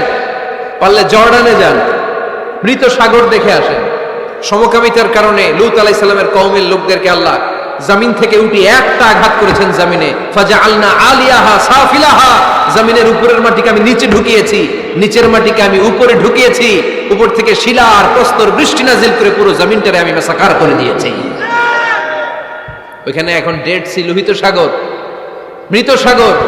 ওখানে কোনো মাছ জন্মায় না, কোনো কাঁকড়া জন্মায় না, ব্যাঙ জন্মায় না, কিচ্ছু জন্মায় না। লবণের ডেনসিটি, ঘনত্ব এত বেশি, ওখানে কোনো মানুষ ডুবেও না। গজবের জায়গা, সুযোগ হলে দেখে আসেন। টাকা পয়সা ভালো থাকলে সময় হলে প্রায় ফ্যামিলি মেম্বারদেরকে নিয়ে উমরায় যান। কই যাবেন? উমরায় যান। নবদম্পতি যারা বা রিসেন্টলি তোমরা যারা বিয়ে করতে যাচ্ছ, you are going to be a new couple, পারলে তোমাদের হানিমুনটা উমরায় সেরে ফেলো। পারা যাবে না? স্বামী স্ত্রী 2 জনে মিলে মক্কায় চলে যাও, আল্লাহর ইবাদত, আল্লাহর ঘরে সিজদা দিয়ে নতুন জীবনটাকে নতুন ভাবে শুরু করো। বরকত দিবে কে? তাহলে ঘরে বা ফ্যামিলিতে সুখ সমৃদ্ধি নিয়ে আসার 6 নাম্বার মাধ্যম হচ্ছে আউটিং এ যাওয়া, মাঝে মাঝে বেড়াতে যাওয়া। আল্লাহ রাসূল সাল্লাল্লাহু আলাইহি ওয়াসাল্লাম বেড়াতে যেতেন, সফরে স্ত্রীদেরকে নিয়ে যেতেন। সহিহ বুখারীর বর্ণনা, কানা রাসূলুল্লাহ সাল্লাল্লাহু আলাইহি ওয়াসাল্লাম ইযা আরাদা সাফারান আকরা বাইনা আজওয়াজি। আল্লাহ রাসূল সফর করলে কোন স্ত্রীকে নিয়ে যাবেন তিনি স্ত্রীদের নাম লিখে লটারি করতেন। সুবহানাল্লাহ নাই? কি করতেন? কোরআ, আরবিতে বলে কোরআ, বাংলায় বলে লটারি। এই লটারি জায়েজ, এই লটারি জায়েজ আছে। স্ত্রীদের নাম লিখে কোরআ করতেন, লটারি। যার নাম আসতো তাকে নিয়ে আল্লাহর হাবিব সাল্লাল্লাহু আলাইহি ওয়াসাল্লাম সফরে বেরিয়ে যেতেন। সফরে স্ত্রীদের সাথে দৌড়াদৌড়ি করতেন। সুবহানাল্লাহ পড়বেন না? আম্মা জান আয়েশা রাদিয়াল্লাহু তাআলা আনহাকে আল্লাহর হাবিব সাল্লাল্লাহু আলাইহি ওয়াসাল্লাম এত ভালোবাসতেন, আল্লাহর হাবিব সাল্লাল্লাহু আলাইহি ওয়াসাল্লাম বলতেন, আয়েশা চলো দৌড়াদৌড়ি করি। ওই যে দেখা যায় খেজুর গাছ, চলো কে কার আগে যেতে পারে। 2 জন দৌড়ালেন। বিয়ের প্রথম দিকে আম্মা জান আয়েশা রাদিয়াল্লাহু তাআলা আনহা ফার্স্ট হয়ে গেলেন, কারণ তখন তিনি চিকন ছিলেন, এত মোটা ছিলেন না। আবার অনেক বছর পরে আরেক সফরে যখন আম্মা জান আয়েশা সফরে লটারিতে নাম আসলো, ওই সফরে আবার আল্লাহর হাবিব সাল্লাল্লাহু আলাইহি ওয়াসাল্লাম বললেন, আয়েশা চলো আজকে দৌড়াদৌড়ি করি। 2 জন দৌড় দিলেন। এবার আর আম্মা জান আয়েশা রাদিয়াল্লাহু তাআলা আনহা জিততে পারলেন না, যেহেতু মোটা হয়ে গেছেন। আল্লাহ রাসূল সাল্লাল্লাহু আলাইহি ওয়াসাল্লাম দৌড়ে গাছ ধরে ফার্স্ট হয়ে গেলেন। সুবহানাল্লাহ পড়েন। আম্মা জান আয়েশা এবার রাগ করে বসে আছেন। আল্লাহর হাবিব সাল্লাল্লাহু আলাইহি ওয়াসাল্লাম বললেন, হাযিহি সাবকাতু বিতিলক, ওই যে কয়েক বছর আগে আয়েশা একদিন রাতে তুমি আমারে হারাই দিছিলা, আজকে তোমারে হারাইয়া ওটার প্রতিশোধ তুলে নিলাম। সুবহানাল্লাহ পড়তে পারলেন না? কি ভালোবাসাবাসী ছিল, কি খুনসুটি ছিল, কি আদর্শ আগের সমৃদ্ধ সুখী শান্তির একটা সংসার ছিল বিশ্বনবী সাল্লাল্লাহু আলাইহি ওয়াসাল্লামের। তিনি স্ত্রীদের সাথে খোশ গল্প করতেন, বিনোদন করতেন, হাসি ঠাট্টা করতেন। তবে এই বিনোদন ছিল সুস্থ বিনোদন, এই রসিকতা ছিল সুস্থ রসিকতা, ঠিক কিনা? আমরা এটা করতে চাই না। অনেকের চেহারা, আমাদের চেহারার মধ্যে কোনো হাসি নাই, খালি রাগ আর রাগ, আছে না নাই? অনেকে দেখবেন 5 বছরও একবারও হাসে নাই। সুজানগরে আলহামদুলিল্লাহ এরকম নাই। সুজানগরে এই যে সবাই হাসতেছে, সবার মুখে হাসি। হাসবেন, মুচকি হাসবেন, মুচকি হাসি দেওয়া সুন্নাত। আর মুচকি হাসতে পয়সা লাগে না। পয়সা লাগে তো হাসেন না কেন? মুচকি হাসেন, হাসি দেওয়া সুন্নাহ। তো তাহলে 6 নাম্বার যে পদ্ধতি আমরা পেলাম ঘরে সুখ শান্তি আনার, মাঝে মাঝে ফ্যামিলি মেম্বারদেরকে নিয়ে আমরা হাকালুকি হাওড়ে হারিয়ে যাব, আমরা মাধবকুণ্ড বেড়াতে যাব, আমরা জাফলং এ যাব, পারলে আমরা কক্সবাজার সমুদ্র সৈকতে যাব, যেমনটি আল্লাহর হাবিব সাল্লাল্লাহু আলাইহি ওয়াসাল্লাম স্ত্রীদেরকে নিয়ে বেড়াতে যেতেন। ইনশাআল্লাহ পড়েন, পারবেন তো? যাবেন তো সবাই? আচ্ছা, 7 নাম্বার পদ্ধতি সংসারে সুখ শান্তি ফিরে আনার, ফ্যামিলির গুরুত্বপূর্ণ বিষয়ে সিদ্ধান্ত নিতে পরামর্শ করবেন। ফ্যামিলি মিটিং কি করবেন? কি মিটিং? ফ্যামিলি মিটিং করবেন, পরামর্শ। এক্ষেত্রে স্ত্রী, সন্তান, ভাই, বোন, আব্বা আম্মা সবার পরামর্শ নেবেন। অনেকে আছে কারো কথা শোনে না, মনে যা চায় তাই করে, আছে না নাই? পরে আফসোস করে, পরে হাই হাই করে। কারণ যারা পরামর্শ করে এরা কোনোদিন হাই হাই করা লাগে না। চিল্লায় বলেন ঠিক কিনা? এজন্য আল্লাহ বললেন ওয়াশাবিরহুম ফিল আমরি ফাইদা আযামতা ফাতাওয়াক্কাল আলাল্লাহ। গুরুত্বপূর্ণ বিষয়ে সিদ্ধান্ত নেবার আগে তোমরা পরামর্শ করে নাও। যখন তোমরা পরামর্শ করে সঠিক সিদ্ধান্তে উপনীত হয়ে যাবে, তখন তাওয়াক্কুল করবা একজনের উপর, তিনি কে? সিদ্ধান্ত যখন নিয়ে ফেলবেন আল্লাহর উপর তাওয়াক্কুল করবেন। এজন্য পরামর্শের কোনো বিকল্প নাই, পরামর্শ নেবেন। স্ত্রীদেরও পরামর্শ নেবেন। অনেকে বলে আরে মেয়ে মানুষ কি পরামর্শ নেবে, আমি তো সব জানি, এরকম আছে না নাই? না, অনেক সময় নারীদের পরামর্শ কাজে লাগে। আমাদের বোনদের মাথায় ভালো ভালো বুদ্ধি আছে না নাই? বুদ্ধি আছে। আপনারা হুদাইবিয়ার সন্ধির নাম শুনেছেন? কত হিজরিতে? 6ষ্ঠ হিজরিতে 1400 সাহাবা আল্লাহ রাসূল সাল্লাল্লাহু আলাইহি ওয়াসাল্লামকে নিয়ে উমরা করার জন্য গেল, কিন্তু কাফেররা মক্কায় ঢুকতে দিবে না। তখন একটা সন্ধি হলো যে এই বছর আমরা ফিরে যাব। আল্লাহর হাবিব সাল্লাল্লাহু আলাইহি ওয়াসাল্লাম ওই সন্ধিতে রাজি হলেন। আংটির মধ্যে মুহাম্মদ রাসূলুল্লাহ সিল মারলেন, রাজি। কিন্তু সাহাবারা রাজি না। সাহাবারা বললেন ইয়া রাসূলুল্লাহ, এত কষ্ট করে 1400 সাহাবা উমরা করার জন্য এসেছি, উমরা না করেই আমরা ফিরে যাব, আমরা যাব না। আল্লাহ হাবিব সাল্লাল্লাহু আলাইহি ওয়াসাল্লাম এদেরকে আদেশ করলেন কুমু ওয়ানহারু, যেহেতু সন্ধি হয়েছে আমি সন্ধি ভঙ্গ করতে পারবো না, সন্ধির নিয়ম অনুযায়ী এবছর আমরা ফিরে যাব, আমরা উমরা করব না। আর যেহেতু আমরা পশু নিয়ে এসেছি, সবাই পশু জবাই করো, মাথার চুল হালাক করে হালাল হয়ে যাও। কিন্তু কেউ কথা শোনে না, কেউ কথা শোনে না। 1400 সাহাবা বসে আছে। আল্লাহ রাসূল সাল্লাল্লাহু আলাইহি ওয়াসাল্লাম ধমক দিয়ে আদেশ করলেন কুমু ওয়ানহারু, দাঁড়াও, পশুগুলোকে জবাই করো, মাথার চুল ফেলে দিয়ে হালাল হয়ে যাও। কেউ কথা শোনে না। আবার বললেন কুমু ওয়ানহারু, 1400 সাহাবা, কেউ শোনে না। আল্লাহর হাবিব সাল্লাল্লাহু আলাইহি ওয়াসাল্লাম এত বিব্রতকর পরিস্থিতিতে কখনো পড়েন নাই, কোনোদিন না। মনটা খারাপ করে আল্লাহ রাসূল সাল্লাল্লাহু আলাইহি ওয়াসাল্লাম তাঁবুর ভিতরে ঢুকে গেলেন। ওই সফরে লটারিতে নাম এসেছিল উম্মে সালামা রাদিয়াল্লাহু তাআলা আনহা। সুবহানাল্লাহ পড়বেন না? উম্মে সালামা রাদিয়াল্লাহু তাআলা আনহা আমাদের আম্মা জান, আল্লাহ রাসূল সাল্লাল্লাহু আলাইহি ওয়াসাল্লামের স্ত্রী। বিষ্ণু ঈসা ইসলামকে চিন্তিত আর বিমর্ষ দেখে জিজ্ঞেস করলেন ইয়া রাসূলুল্লাহ, কি সমস্যা? আল্লাহর হাবিব সাল্লাল্লাহু আলাইহি ওয়াসাল্লাম পুরো ঘটনাটা খুলে বললেন। খুলে বলার পরে এবার উম্মে সালামা বলেন ইয়া রাসূলুল্লাহ, আমার মাথায় এক বুদ্ধি আছে। আমার মাথায় কি আছে? এক বুদ্ধি আছে, আপনি চাইলে এটা আমল করতে পারেন। আল্লাহর হাবিব সাল্লাল্লাহু আলাইহি ওয়াসাল্লাম বললেন কি বুদ্ধি আছে তোমার মাথায়, বলো। উম্মে সালামা রাদিয়াল্লাহু তাআলা আনহা বললেন ইয়া রাসূলুল্লাহ সাল্লাল্লাহু আলাইহি ওয়াসাল্লাম, আপনি কারোর সাথে কথা বলবেন না, কাউকে আদেশ করবেন না, আপনি নিজে ঘর থেকে এখন বের হয়ে যাবেন, নিজেই আপনার উটটাকে আপনি নহর করে ফেলবেন, মানে জবাই করে ফেলবেন। এরপর আপনার চুল যে সাহাবা সব সময় কেটে দেয় তাকে আদেশ করবেন আপনার চুল ফেলে দেওয়ার জন্য, বাকিটা কি হয় নিজেই দেখবেন। সুবহানাল্লাহ পড়বেন না? উম্মে সালামা রাদিয়াল্লাহু তাআলা আনহার পরামর্শ অনুযায়ী আল্লাহর হাবিব সাল্লাল্লাহু আলাইহি ওয়াসাল্লাম তাবু থেকে বের হলেন, নিজ হাতে ছুরি দিয়ে উটকে নহর করলেন। উট জবাই করা যায় না। কুরবানির সময় ঈদুল আজহায় 10-12 জন মিলে গরুকে রশি দিয়ে বেঁধে মাটিতে শুইয়ে গলার মধ্যে আমরা যেভাবে জবাই করি, উটকে ওইভাবে জবাই করা যায় নাকি? আরব বিশ্বে আমাদের ভাইরা ছিল, তারা জানে উট জবাই হয় না, উটকে করতে হয় নহর। আল্লাহর হাবিব সাল্লাল্লাহু আলাইহি ওয়াসাল্লাম নিজে ছুরি নিয়ে ওটার গলার মধ্যে এরকম খোঁচা মারলেন, ফিনকি দিয়ে ঝমঝম করে রক্ত বেরোতে শুরু করলো, নহর হয়ে গেল। সাহাবারা দৃশ্য দেখে অবাক। আল্লাহর হাবিব বললেন আইনা হালিকি, আমার মাথার চুল হালাক করে দেয় ওই সাহাবী কই? আমার সেলুনম্যান কোথায়? আমার বারবার কোথায়? আল্লাহর হাবিবের কথা শুনে বিশ্বনবীর ওই সাহাবী এসে দাঁড়িয়ে গেল। আল্লাহর হাবিব বলল আমার মাথার চুল তুমি ফেলে দাও। ওই সাহাবী বিশ্বনবীর মাথার চুল ফেলে দিল। এই দৃশ্য দেখে 1400 সাহাবী ধৈর্য ধারণ করতে পারলো না, দাঁড়িয়ে থাকতে পারলো না। এই দৃশ্য দেখা মাত্র 1400 সাহাবী সবাই দাঁড়িয়ে নিজেদের পশু জবাই করে সবাই নিজেদের মাথা হালাক করে হালাল হয়ে গেল। আওয়াজ করে পড়েন আল্লাহু আকবার। The problem solved. কার পরামর্শে? কার পরামর্শে? স্ত্রীর পরামর্শে। আল্লাহর হাবিব সাল্লাল্লাহু আলাইহি ওয়াসাল্লাম কারোর সাথে কথা না বলে বের হয়ে নহর করলেন, নিজের মাথার চুল ফেলে দিলেন। এই দৃশ্য যখন সাহাবারা দেখলো যে নবী এটা করেছে, আর বসে থাকা যায় না। 3 বার আদেশ করার পরে আমরা অনেক আবেগ দেখিয়েছি, আর আবেগ নয়, আমার নবী যাই করেছে আমরা তাই করব। 1400 সাহাবা পশু জবাই করা শুরু করে দিল, মাথার চুল ফেলে দিয়ে হালাল হয়ে গেল। আওয়াজ করে পড়েন সুবহানাল্লাহ। তার মানে মাঝে মাঝে নারীদের পরামর্শেরও দরকার আছে না নাই? এজন্য একা একা সিদ্ধান্ত নেবেন না, নারীদের কাছ থেকে পরামর্শ নেবেন। আল্লাহর হাবিব সাল্লাল্লাহু আলাইহি ওয়াসাল্লাম নারীদের পরামর্শের গুরুত্ব দিয়েছেন। মাঝে মাঝে জুনিয়রদের পরামর্শ নিতে হয়, ছোট্ট বাচ্চাদের পরামর্শ নিতে হয়। ছোট্ট বাচ্চাদেরকে বোকা মনে করবেন না, ছোট্ট ছেলে মেয়েদেরকে বোকা ভাববেন না, ওদের মাথায় বুদ্ধি আছে। মাঝে মাঝে জুনিয়ররা সিনিয়রদেরকে হারায় দেয়, আছে না নাই? আল্লাহর হাবিব সাল্লাল্লাহু আলাইহি ওয়াসাল্লামের একটা বৈশিষ্ট্য ছিল, তিনি কিছু খেলে খাওয়ার পরে বন্টন করলে কোন দিক দিয়ে করতেন? আওয়াজ করে বলেন না, ডান দিক থেকে। একবার তিনি দুধ খেলেন, দুধ খেয়ে বন্টন করবেন, কিন্তু ডান দিকে দাঁড়িয়ে ছিল একটা ছোট্ট ছেলে আর বাঁ দিকে মুরব্বী সাহাবারা। আল্লাহর হাবিব সাল্লাল্লাহু আলাইহি ওয়াসাল্লাম এই ছোট্ট ছেলের কাছ থেকে অনুমতি চাইলেন। তার মানে ছোট্টদেরও পরামর্শের দরকার আছে না নাই?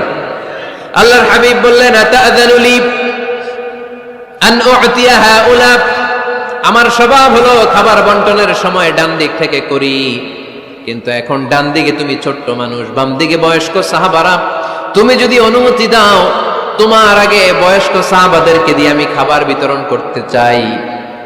ছোট্ট ছেলেটা বলল, ইয়া রাসূলুল্লাহ লা উসিরু বিনাসিবি মিনকা হাদান, আপনার এই বরকতের জিনিস আমি অন্য কাউরে দিতে চাই না, আমার ভাগেরটা আমি আগে খাইতে চাই, যেহেতু হিসাবে আমি পাই আমার আগে দেন, আমি দিব না। সুবহানাল্লাহ পড়েন। সে যেহেতু রাজি হয় নাই, আল্লাহ রাসূল সাল্লাল্লাহু আলাইহি ওয়াসাল্লাম দিতেও পারে নাই। আল্লাহর হাবিব সাল্লাল্লাহু আলাইহি ওয়াসাল্লাম দুধের পেয়ালাটা মুরব্বিদের হাতে নেহা দিয়ে ছোট্ট বাচ্চার হাতে তুলে দিয়েছে। চিল্লায় পড়েন আল্লাহু আকবার। তাহলে ছোট্ট বাচ্চাদের পরামর্শের দলিল আছে না নাই? আল্লাহ রাসূল সাল্লাল্লাহু আলাইহি ওয়াসাল্লাম একবার ওয়াজ করতেছেন, সহিহ বুখারীর বর্ণনা। আল্লাহর হাবিব সাল্লাল্লাহু আলাইহি ওয়াসাল্লাম বললেন, ইন্না মিনাশ শাজারি শাজারা, এক ধরনের গাছ আছে, লা ইয়াসকুতু ওয়ারাকুহা, যেই গাছের পাতা কোনোদিন ঝরে না, পাতা পড়ে না, একটা গাছ আছে। মাসালুহা কামাসালিল মুসলিম, এই পাতার দৃষ্টান্ত মুসলিমের দৃষ্টান্ত একই। হাদিসুনি মা হিয়া, দেখি তো কোন সাহাবী বলতে পারে এটা কোন গাছ? আল্লাহর হাবিব বললেন, এমন একটা গাছ আছে যেই গাছের কোনো পাতা ঝরে না, এই পাতার দৃষ্টান্ত গাছের দৃষ্টান্ত মুমিনের দৃষ্টান্ত একরকম। ফাহাদিসুনি মা হিয়া, কে আছো বলতে পারো এটা কোন গাছ? কেউ পারে না।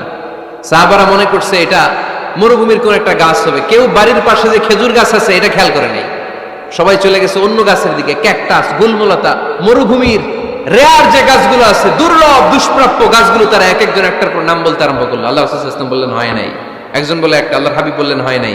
সবশেষে কেউ যখন পারে না, আল্লাহ রাসূল সাল্লাল্লাহু আলাইহি ওয়াসাল্লাম বললেন, ইন্নাহা নাখলা, এটা খেজুর গাছ। এটা কি গাছ? সবাই বলেন কি গাছ? খেজুর গাছ। কেউ পারে নাই। ওয়াজ শেষ, নসিহত শেষ, সবাই বাড়ি ফিরে যাচ্ছে।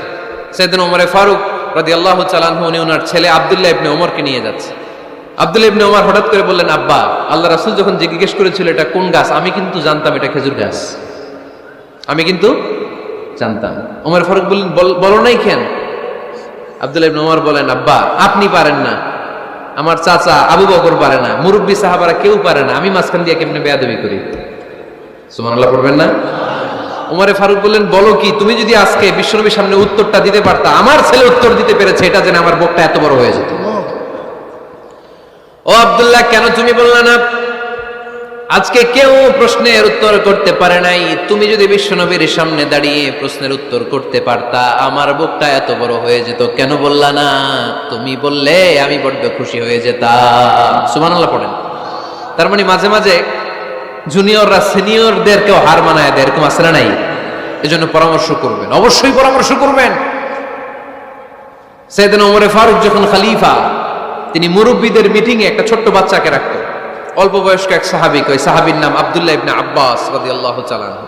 মুরব্বীরা মনে কষ্ট পেলেন, কিরে এই ছেলের সমান নাতি আছে আমার ঘরে, আমার নাতি আছে এই ছেলের সমান, এই ছেলেকে কেন রাখে? ওমর ফারুক বললেন, একদিন দেখাই দিব আপনাদেরকে কেন রাখি। ওমর ফারুক একদিন সবাইকে বললেন, ইদা জাআ নাসরুল্লাহি ওয়াল ফাতহ ওয়া রাআইতান নাস ইয়াদখুলুনা ফি দীনিল্লাহি আফওয়াজা, এটা কোন প্রেক্ষাপটে নাজিল হয়েছে আপনারা কে জানেন বলেন তো? এক সাহাবী বললেন এই সূরা দ্বারা বোঝানো হয়েছে আমাদের যখন বিজয় অর্জিত হবে তখন যেন আমরা বেশি বেশি আল্লাহর প্রশংসা করি। ওমর ফারুক বললেন উত্তর হয় নাই। আরেক বয়স্ক সাহাবী বললেন আমাদেরকে রব্বুল আলামিন বড় বড় শহর বিজয়ের ব্যাপারে আদেশ দিয়েছে, এই সূরা দ্বারা আমি এটা বুঝেছি। ওমর ফারুক বললেন হয় নাই। কেউ যখন উত্তর করতে পারে নাই, ওমর ফারুক বললেন ও আব্দুল্লাহ ইবনে আব্বাস তুমি এই সূরার ব্যাপারে কি জানো? আব্দুল্লাহ ইবনে আব্বাস বলেন হুয়া আজালু রাসূলিল্লাহ, এই সূরা দ্বারা বিশ্ব নবীর আগাম মৃত্যুকে বোঝানো হয়েছে।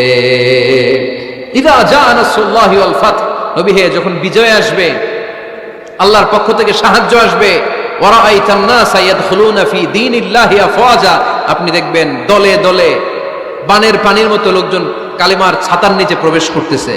তো সবাই যখন কালিমা পড়ে মুসলমান হয়ে যাবে, সবাইকে মুসলমান বানানোই ছিল বিশ্বনবীর মিশন। মিশন যখন কমপ্লিট, নবী থাকার পৃথিবীতে আর দরকার নাই।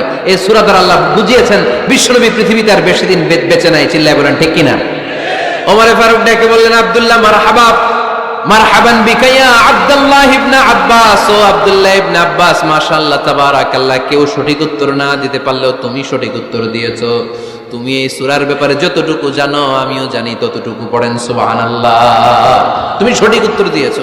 এই হাদিসগুলো প্রমাণ করে মাঝে মাঝে জুনিয়ররা সিনিয়রদেরকেও হারিয়ে দেয়। চিল্লায় বলেন ঠিক কিনা? এজন্য মাঝে মাঝে বাচ্চা ছেলেদেরও পরামর্শের দরকার আছে না নাই? ঘরে সুখ নাই, শান্তি নাই, কারণ পরামর্শ করেন না তো। আব্বা আম্মার পরামর্শ নেন, স্ত্রীদের পরামর্শ নেন, ছেলে মেয়েদের পরামর্শ নেন। গুরুত্বপূর্ণ সিদ্ধান্ত নেওয়ার আগে পরামর্শ করে সিদ্ধান্তগুলো নেওয়ার দরকার আছে না নাই? পরামর্শ করে ফ্যামিলি মিটিং এ যদি আমরা সিদ্ধান্ত নেই, ওই সিদ্ধান্তে বরকত দিবে কে? আওয়াজ করে বলেন ওই ঘরটারে বরকতময় করে কে? কয়টা গেল? 7টা। 8 নাম্বার হচ্ছে প্রত্যেকটা ঘরে এক একটা পারিবারিক পাঠাগার গড়া চাই, ফ্যামিলি লাইব্রেরি। কার কার ঘরে পারিবারিক পাঠাগার আছে দেখি সুজানগরে? মাশাআল্লাহ মাশাআল্লাহ, পড়েন, আওয়াজ করে পড়েন মারহাবা। যাদের ঘরে নাই তাদের ঘরে একটা পাঠাগারের দরকার আছে না নাই? একটা শোকেস বানাবেন, ওখানে ইসলামী বইগুলো রাখবেন, ইসলামী সাহিত্যগুলো রাখবেন, তাফসিরগুলো রাখবেন, হাদিসের বইগুলো রাখবেন। একটা পারিবারিক পাঠাগারের দরকার আছে না নাই? কোরআনের প্রথম আয়াত হয়েছে পড়ো। কোরআনের প্রথম আয়াত কি? আল কোরআনের প্রথম বাণী পড়ো, আল হাদিসে নবীর কথা পড়ো। আল কোরআনের প্রথম বাণী পড়ো, আল হাদিসে নবীর কথা পড়ো। পড়ে পড়ে শেখো, শিখে শিখে তুমি তোমার নিজের জীবন গড়ো। পড়েন আমিন। কোরআনের প্রথম কথা কি? ইকরা, পড়ো। কোরআনের প্রথম কথা কি?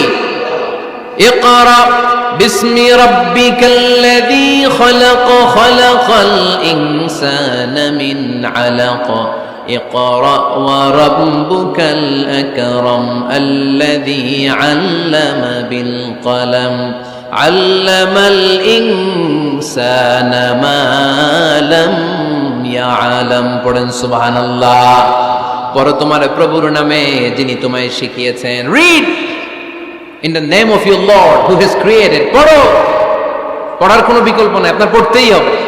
বেঁচে আছেন পড়েন, সুস্থ তো পড়েন, অসুস্থও পড়েন, মরে যাচ্ছেন তখনও পড়েন, পড়তে পড়তে মরেন। ও মিয়া, মরার সময় পড়ার দরকার আছে না নাই? মরার সময় পড়বেন লা ইলাহা ইল্লাল্লাহ মুহাম্মাদুর, এটা না পড়লে হবে? তার মানে মরার সময় পড়তে হবে। চিল্লায় বলেন ঠিক কিনা? তাহলে সুখী, সমৃদ্ধ, আলোকিত একটা পরিবার গড়ার 8 নম্বর পয়েন্ট হচ্ছে একটা ফ্যামিলি লাইব্রেরি। প্রত্যেকটা ঘরে একটা পাঠাগার থাকা চাই। আজ থেকে এই যে 2019 সালের শেষ রজনী, 2020 সাল শুরু হবে আর ঘন্টাখানিক পরেই আমরা এই সিদ্ধান্ত যেন নেই যে আমাদের প্রত্যেকের ঘরে আমরা যেন ছোট্ট করে একটা পাঠাগার বানাই। ওখানে যেন বিভিন্ন ধরনের বই, বিভিন্ন ধরনের বইয়ের কালেকশন রাখি। বই কিনুন, বই পড়ুন, প্রিয়জনকে বই উপহার দিন। বই কিনে কেউ কোনোদিন দেউলিয়া হয় নাই, ঠিক কিনা? পড়তে রাজি আছেন তো? এই যে কোরআনের বঙ্গানুবাদ পাওয়া যায় না এখন, কথা বলেন। স্মার্টফোন আছে কার কার দেখি? হ্যাঁ, কারা কারা স্মার্ট দেখি? হাজার হাজার স্মার্ট, মাশাআল্লাহ। এই স্মার্টফোনের ভেতরে আল কোরআন নামে বাংলায় কোরআনের একটা অ্যাপস পাওয়া যায়, কথা বলেন, পাওয়া যায় কি যায় না? আজকে থেকে এই অ্যাপসটা ডাউনলোড করে প্রতিদিন এক আয়াত, দুই আয়াত, তিন আয়াত করে পড়া শুরু করে দেন। বাঁচতে হলে পড়তে হবে, বাঁচতে হলে জানতে হবে, ঠিক কিনা? এই স্লোগান আমাদেরকে শিখায়। এই স্লোগান তো আল্লাহ, এই স্লোগান দিয়েই তো আল্লাহ কোরআন শুরু করছে, ইকরা বিসমি রাব্বিকাল্লাযী খালাক। বাঁচতে হলে জানতে হবে, বাঁচতে হলে পড়তে হবে, পড়ার কোনো বিকল্প নাই। আওয়াজ করে বলেন ঠিক কিনা? সুজানগরের ভাইয়েরা, মোবাইলের অ্যাপসের ভেতরে আমরা কোরআন রাখতে রাজি আছি তো সবাই? হাদিসের অ্যাপস ডাউনলোড করতে রাজি আছি তো? বাস রাজি আছি, ডাউনলোড করে রাইখা দেব, আর কেউ পড়বো না নাকি? হ্যাঁ, প্রতিদিন একটা আয়াত হলেও যেন আমরা পড়ি। আল্লাহ যা বলা দরকার সব বলে দিয়ে গেছে, নতুন করে আর কিছু বলবে না। আমরা যেন পড়াশোনা করি, আমরা যেন একটা পাঠাগার বানাই। আবারও কখনো আসার সুযোগ হলে আমি জিজ্ঞেস করবো, যদি আমার মনে থাকে যে আপনাদের পাঠাগার আছে কার কার ঘরে, সেদিন সবার হাত তুলতে হবে। এমনি পারা যাবে তো? আল্লাহ তুমি তৌফিক দাও। কয়টা গেল? 8টা। ঘরে সুখ শান্তি ফিরে আনার 9 নম্বর খুব জরুরি একটা পয়েন্ট, সেটা হচ্ছে ফ্যামিলি মেম্বারসদের মধ্যে মিউচুয়াল রেসপেক্ট লাগবে, পারস্পরিক শ্রদ্ধাবোধ। কেউ কারো দোষ খোঁজা যাবে না, কিন্তু আমরা দোষ খোঁজায় ব্যস্ত, ঠিক কিনা? ইগো ইগো ইগো আমাদেরকে শেষ করে দিল। ইগো প্রবলেম আছে না নাই? বৌমা শাশুড়ির দোষ খুঁজে, শাশুড়ি দোষ খুঁজে বৌমার। এগুলো আমাদের এলাকায়, সুজানগরে নাই। হ্যাঁ, আছে আছে আছে। ফ্যামিলিটা জাহান্নামের টুকরা হয়ে গেছে। বউ শাশুড়ি দেখতে পারে না, শাশুড়ি বউ দেখতে পারে না, আছে না নাই? এর কারণটা কি শুনি বলেন? 3টা উত্তর নিব এখান থেকে। একজন বলেন যে বৌমা শাশুড়ির পিছনে লাগা থাকে, আর শাশুড়ি বৌমার পিছনে লাগা থাকে। বৌমা শাশুড়ির ছায়া দেখতে পারে না, শাশুড়ি বৌমার ছায়া দেখতে পারে না। কারণটা কি? একজন এদিকে আওয়াজ করে। আত্মসম্মানের কারণে। তার মানে ইগো ইগো প্রবলেম। এদিকে একজন। ইসলামের জ্ঞান নাই, মাশাআল্লাহ। আর এদিকে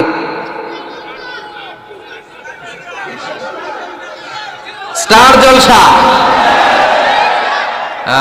পাওয়া গেছে। স্টার জলসায় যা দেখায় ওইটাই ঘরে চলে না। স্টার জলসা হচ্ছে কেমন করে শাশুড়ির সাথে বউয়ের গিরিঙ্গি লাগানো যায়, এটার প্রশিক্ষণ, ঠিক কিনা? ভয়ঙ্কর। তাহলে এগুলো দেখা বাদ দিতে হবে। এগুলো যতক্ষণ ঘরে থাকবে হবে না, হবে না। রিমোট কন্ট্রোল কেড়ে নিবেন, কেড়ে নিয়ে মাইল লাগাই দিবে। একটা ক্ষুধার্ত বাঘ 1 মাস খায় নাই, তারপরে হরিণের মাংস পাইছে। ওই বাঘের বুঝ দিলেও বাঘের কাছ থেকে হরিণের মাংস টেনে নেওয়া যায়, কিন্তু আমাদের মা বোনদের হাত থেকে হিন্দি সিরিয়ালের জন্য টিভির রিমোট কন্ট্রোল কেড়ে নেওয়া যায় না। দিবে না রিমোট কন্ট্রোল। তো এই জন্য আপনাদের কথা অনুযায়ী এই জি বাংলা স্টার জলসা হিন্দি সিরিয়াল হচ্ছে বৌমা শাশুড়ির গিরিঙ্গি বা দ্বন্দ্বের প্রধানতম কারণ। তাহলে হিন্দি সিরিয়ালকে ঝাড়ু পেটা করে বের করে দিতে হবে। এগুলোর সাথে মুসলিম পরিবারের কোনো সম্পর্ক। আরো কিছু কারণ আছে, এগুলো আমি বের করছি, শুনবেন। বৌমা শাশুড়ির এই ঝগড়ার প্রধান কারণ হচ্ছে জেনারেশন গ্যাপ, ঠিক কিনা? শাশুড়ি এক জেনারেশনের আর বৌমা আরেক জেনারেশনের। শাশুড়ি ভাবে একরকম, বৌমা ভাবে আরেক রকম। শাশুড়ি চায় বউর উপর খবরদারি করতে, বউ চায় শাশুড়ির উপর খবরদারি করতে। এই ডমিনেটিং এর কারণে কিলাকিলি আছে না নাই? এটা ঠিক না। আমার শাশুড়ি মায়েরা যারা আছেন, প্রথমে শাশুড়ি দিয়ে শুরু করি। আমার মাইকের আওয়াজ যে ঘরগুলোতে যায়, আমার শাশুড়ি মাদেরকে বলবো, বউদের উপর অত্যাচার করবেন না। ছেলেরে প্রশ্ন করে, তোর কাছে তোর বউ বড় না আমি বড়? আছে না নাই? এটা একটা প্রশ্ন হইল। তোর বউ বড় না আমি বড়? দুইজনেই বড়। তা এক ছেলে সুন্দর উত্তর দিছে, আমার কাছে ভালো লাগছে উত্তরটা শুনে। এক মা প্রশ্ন করছে, তোর এতদিন আমি লালন পালন করে বড় করলাম, জীবন যৌবন তোর জন্য শেষ করলাম, আজকে বউ পাইয়া বউ তোর আপন হয়ে গেল। এবার ছেলে উত্তর দিছে, মা আমার মুখ থেকে মা ডাক শোনার জন্য তুমি কি কষ্টটাই না করছো জীবনে। 10 মাস আমারে পেটে ধারণ করলা, খাইতে পারো নাই, বমি করছো, খালি ওষুধ খাইছো, তোমার পেট কেটে আমারে বের করা হয়েছে। 2 বছর আমারে দুধ খাওয়াইছো, পেশাব পায়খানা পরিষ্কার করেছো। বয়স যখন 3-4 তখন তোমার আমি মা ডাকছি, এই মা ডাকটা শোনার জন্য তুমি এত কষ্ট করছো। আর আরেকবারের মাইয়া এই ঘরে আইসে তোমার মা ডাকা শুরু করছে। যেই মেয়েটা তোমারে মা ডাকে সে আমার আপন হবে না কেন মা? ঠিক কিনা? এই মা ডাক শোনার জন্য তুমি এত কষ্ট করলা, আমার লালন পালন করলা, 10 মাস পেটে ধরলা, পেশাব পায়খানা পরিষ্কার করলা, এরপরে মা ডাক শুনতে পারছো। আর আরেকবারের মেয়ে জানা নাই চিনা নাই এসেই তোমার ডাকা শুরু করছে মা। তো যে আমার মারে মা ডাকে তার স্থান তো আমার কলিজায়, ঠিক কিনা? শাশুড়ি আম্মারা যারা আছেন প্লিজ বৌমাদেরকে কষ্ট দিয়েন না। অনেক শাশুড়ি আছে পান থেকে চুন খসলে রেগে যায়, পদে পদে স্ত্রীর ভুল ধরে, বউয়ের ভুল ধরে, আছে না নাই? এটা করবেন না। সে তো নতুন, আপনার অনেক এক্সপিরিয়েন্স হতে তার সময় লাগবে, তাকে সময় দিন, তাকে ভালোবাসুন, ঠিক কিনা? না বুঝে সামান্যতে বৌমারে বদদোয়া দেয়, এরকম আছে না নাই? কিন্তু বুঝতে চায় না বৌমারে যদি বদদোয়া দেয় তাহলে তার নিজ ছেলের পরিবারের ক্ষতি, পেটে ধরা যে ছেলে, ছেলের পরিবারের কিন্তু ক্ষতি, তার আপন নাতি নাতনিদেরই ক্ষতি। আওয়াজ করে বলেন ঠিক কিনা? বৌমাকে বদদোয়া দিয়েন না। বৌমাকে নিজের মেয়ের মতো দেখবেন। সমাধান আমি দিচ্ছি, কেমন দেখতে হবে? নিজের মেয়ের মতো। নিজের মেয়ে সকালে ঘুম থেকে ওঠে 11টা, ওইটা সমস্যা নাই। বৌমা কেন উঠলো না, ওইখানেই ঝামেলা, আছে না নাই? মেহেরবানি করে আপনার বৌমাকে আপনার নিজের মেয়ের মতো দেখেন। নিজের মেয়েরে যেমনি আদর করেন তাকেও অমনি আদর করেন। আপনার বৌমারে যদি আপনি কষ্ট দেন, মনে রাখবেন আপনার নিজের মেয়েটাও আরেকবারের বউ হয়ে কয়েকদিন পরে যাবে।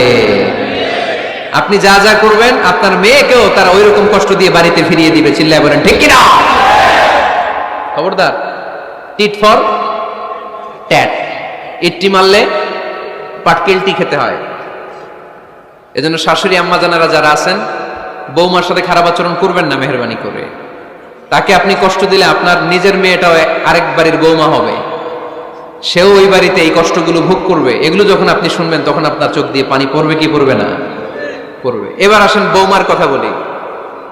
বৌমা যারা আছেন মেহেরবানি করে, বৌমা যারা আছেন মেহেরবানি করে আপনার শাশুড়ি আম্মাকে নিজের মায়ের জায়গায় রাখবেন। আপনার বাড়ি ছেড়ে নতুন বাড়িতে আসছেন, তো এটাই তো আপনার বাড়ি। আপনার মা রেখে দিয়ে নতুন মা পাইছেন, এটাই তো আপনার মা।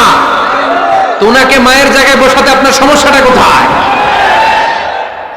বৌমারা খেয়াল রাখবেন, আপনি আপনার শাশুড়ির সাথে যে আচরণটা করতেছেন, আপনার শেষ বয়সে আপনার ছেলের বিয়ে দেওয়ার পরে যে বৌমাটা আসবে ওই আচরণই আপনাকে ফিরিয়ে দিবে। The nature has its own return. প্রকৃতির একটা মাইর আছে, এটা শেষ মাইর, এটা শেষ খেলা। প্রকৃতির খেলা বড় খেলা। আপনি আপনার শাশুড়ির সাথে যে আচরণ করবেন, আপনার শেষ বয়সে আপনি একদিন শাশুড়ি হবেন, এটা মাথায় রাখবেন। ওই আচরণই আপনি ফিরে পাবেন। আওয়াজ করে বলতে হবে ঠিক কিনা? এজন্য 9 নম্বর পয়েন্টস হচ্ছে মিউচুয়াল রেসপেক্ট। সবাই যেন সবাইকে ভালোবাসি। দোষ ছাড়া মানুষ নাই, সবার দোষ আছে। আমরা যেন একে অন্যের দোষ না খুঁজি। বৌমারা, আপনাদের কানে যদি আমার মাইকের আওয়াজ যায়, অল্প কিছু টেকনিক অবলম্বন করলে আপনি আপনার শাশুড়ির মন জয় করতে পারবেন। শাশুড়িরা আসলে বেশি কিছু চায় না, আগের জামানার মানুষ তো, এদেরকে ওইভাবে হাত করতে হবে। মাঝে মাঝে একটু শাশুড়ির মাথায় তেল দিয়ে দিন, চুলে তেল দিয়ে দিবেন আর কি, মাঝে মাঝে চুল আশ্রয় দিবেন, এগুলো কিন্তু খুব পছন্দ করে শাশুড়িরা। ওনার প্রেশারটা একটু মেপে দিবেন, ডায়াবেটিক্সের ওষুধটা খাইলো কিনা সময় মতো খোঁজ নিবেন, কি পছন্দ করে খেতে একটু রান্না করে দিবেন। যেই বক্তার ওয়াজ শুনতে পছন্দ করে ওই বক্তার ওয়াজগুলো ডাউনলোড করে শাশুড়ি আম্মাকে দিবেন, ইসলামী বই দিবেন। দেখবেন বয়স্ক নারীরা মাহফিল যেতে খুব পছন্দ করে, ওয়াজ শুনতে খুব পছন্দ করে, নবীদের কাহিনীগুলো শুনতে পছন্দ করে। বসায় বসায় একটু কাহিনীগুলো শোনাবেন। বাইরে বেরোলে জিজ্ঞেস করেন, আম্মা আপনার কিছু লাগবে কিনা। আরেকটা টিপস আছে, চুল যখন আশ্রাবেন আর শাশুড়ির মাথায় যখন তেল দিয়ে দিবেন তখন অতীতের কথা জিজ্ঞেস করেন। দেখবেন অতীতের স্মৃতিতে হারিয়ে গিয়েছে আপনার শাশুড়ি। কি জিজ্ঞেস করবেন জানেন? জিজ্ঞেস করবেন, আম্মা জান মুক্তিযুদ্ধের সময় আপনার বয়স কত ছিল?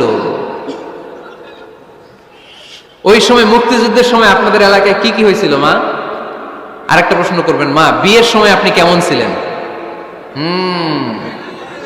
ওই দিন দেখবেন বুড়ি আর বুড়ি নাই, জুয়ান হয়ে গেছে। ওই দিন বলবে, মা আমি অনেক সুন্দরী ছিলাম, আমার মাথায় অনেক চুল ছিল, আজকে নাই। আমগো গ্রামে আমার সাথে সুন্দরী মাইয়া ছিল না। অতীতের স্মৃতিতে স্মৃতি হাতড়াতে হাতড়াতে তিনি হারিয়ে যাবেন। জিজ্ঞেস করবেন যে মা, শীতকালে আপনাদের দেশে কি পিঠা বানাতেন আপনি যখন ছোট ছিলেন, আপনার বাচ্চাচারা কি করতো, এগুলো জিজ্ঞেস করলে উনি স্মৃতির পাতা হাতড়াতে হাতড়াতে চোখ দিয়ে দাঁড় দাঁড় করে ওনার পানি ঝরতে শুরু করবে। আপনার জায়গায় ওনার হৃদয়ের মনি কোঠায় এমন জায়গায় পৌঁছবে, আপনার ছাড়া উনি কিছুই বুঝবে না। বৌমারা, এই অল্প কিছু টিপস অবলম্বন করে আপনারা আপনাদের শাশুড়ির মনকে জয় করতে পারেন। শাশুড়ি বৌমার দ্বন্দ্ব আমরা চাই না। আমরা চাই শাশুড়ি বৌমাকে নিজের মেয়ের মতো জানো, আর বৌমার শাশুড়িকে আপন মায়ের মতো ভালোবাসুক, ঠিক কিনা? এই মিউচুয়াল রেসপেক্টই পারে শাশুড়ি বৌমার দ্বন্দ্বকে দূর করতে, আর ঘরটারে শান্তি টুকরা বানাতে। আওয়াজ করে বলেন ঠিক কিনা? কয়টা গেল? আর আছে কয়টা? দোয়া করবেন একে অপরের জন্য। দোয়া সাইয়েদনা ইব্রাহিম ফ্যামিলির জন্য দোয়া করতেন, রব্বি জাআলনি মুকিমাস সালাতি ওয়া মিন যুররিয়াতি রব্বানা ওয়া তাকাব্বাল দুআ। ও আল্লাহ, আপনি আমারে নামাজ কায়েমকারী বানান, আমার কলিজার টুকরা সন্তান ইসমাইলকেও নামাজ কায়েমকারী বানান, আমার দোয়াটা আপনার দরবারে আপনি কবুল করে নেন। সুবহানাল্লাহ পড়েন। রব্বানা ইন্নী আসকানতু মিন যুররিয়াতি বিওয়াদিন গায়রি যী যারইন ইনদা বাইতিকাল মুহাররাম। ও আল্লাহ, আমার সন্তান সন্ততি, আমার ফ্যামিলিকে ধুধু মরুপ্রান্তর এই উপত্যকার মধ্যে তোমার কাবা ঘরের সামনে রেখে গেলাম, তাদেরকে তুমি নামাজ কায়েমকারী বানিয়ে দিও। গোটা বিশ্বের সব মানুষের অন্তর আমার ফ্যামিলির দিকে আল্লাহ তুমি ঝুঁকিয়ে দিও। ওয়ারযুকহুম মিনাস সামারাত, ফলমূল দিয়ে আল্লাহ তুমি তাদেরকে রিজিকের ব্যবস্থা করে দিও। তার মানে সব নবীরা তাদের পরিবারের সদস্যদের জন্য দোয়া করতেন কি করতেন না? আবার কোরআন আমাদেরকে শিখালো, রব্বানা হাব লানা মিন আজওয়াজিনা ওয়া মিন যুররিয়াতিনা কুররাতা আ'য়ুন ওয়াজআলনা লিল মুত্তাকিনা ইমামা। ও আল্লাহ, এমন নেককার সন্তান, এমন নেককার স্ত্রী আপনি আমাকে দান করেন যাদের দিকে তাকালে আমার চোখ দুইটা ঠান্ডা হয়ে যায়।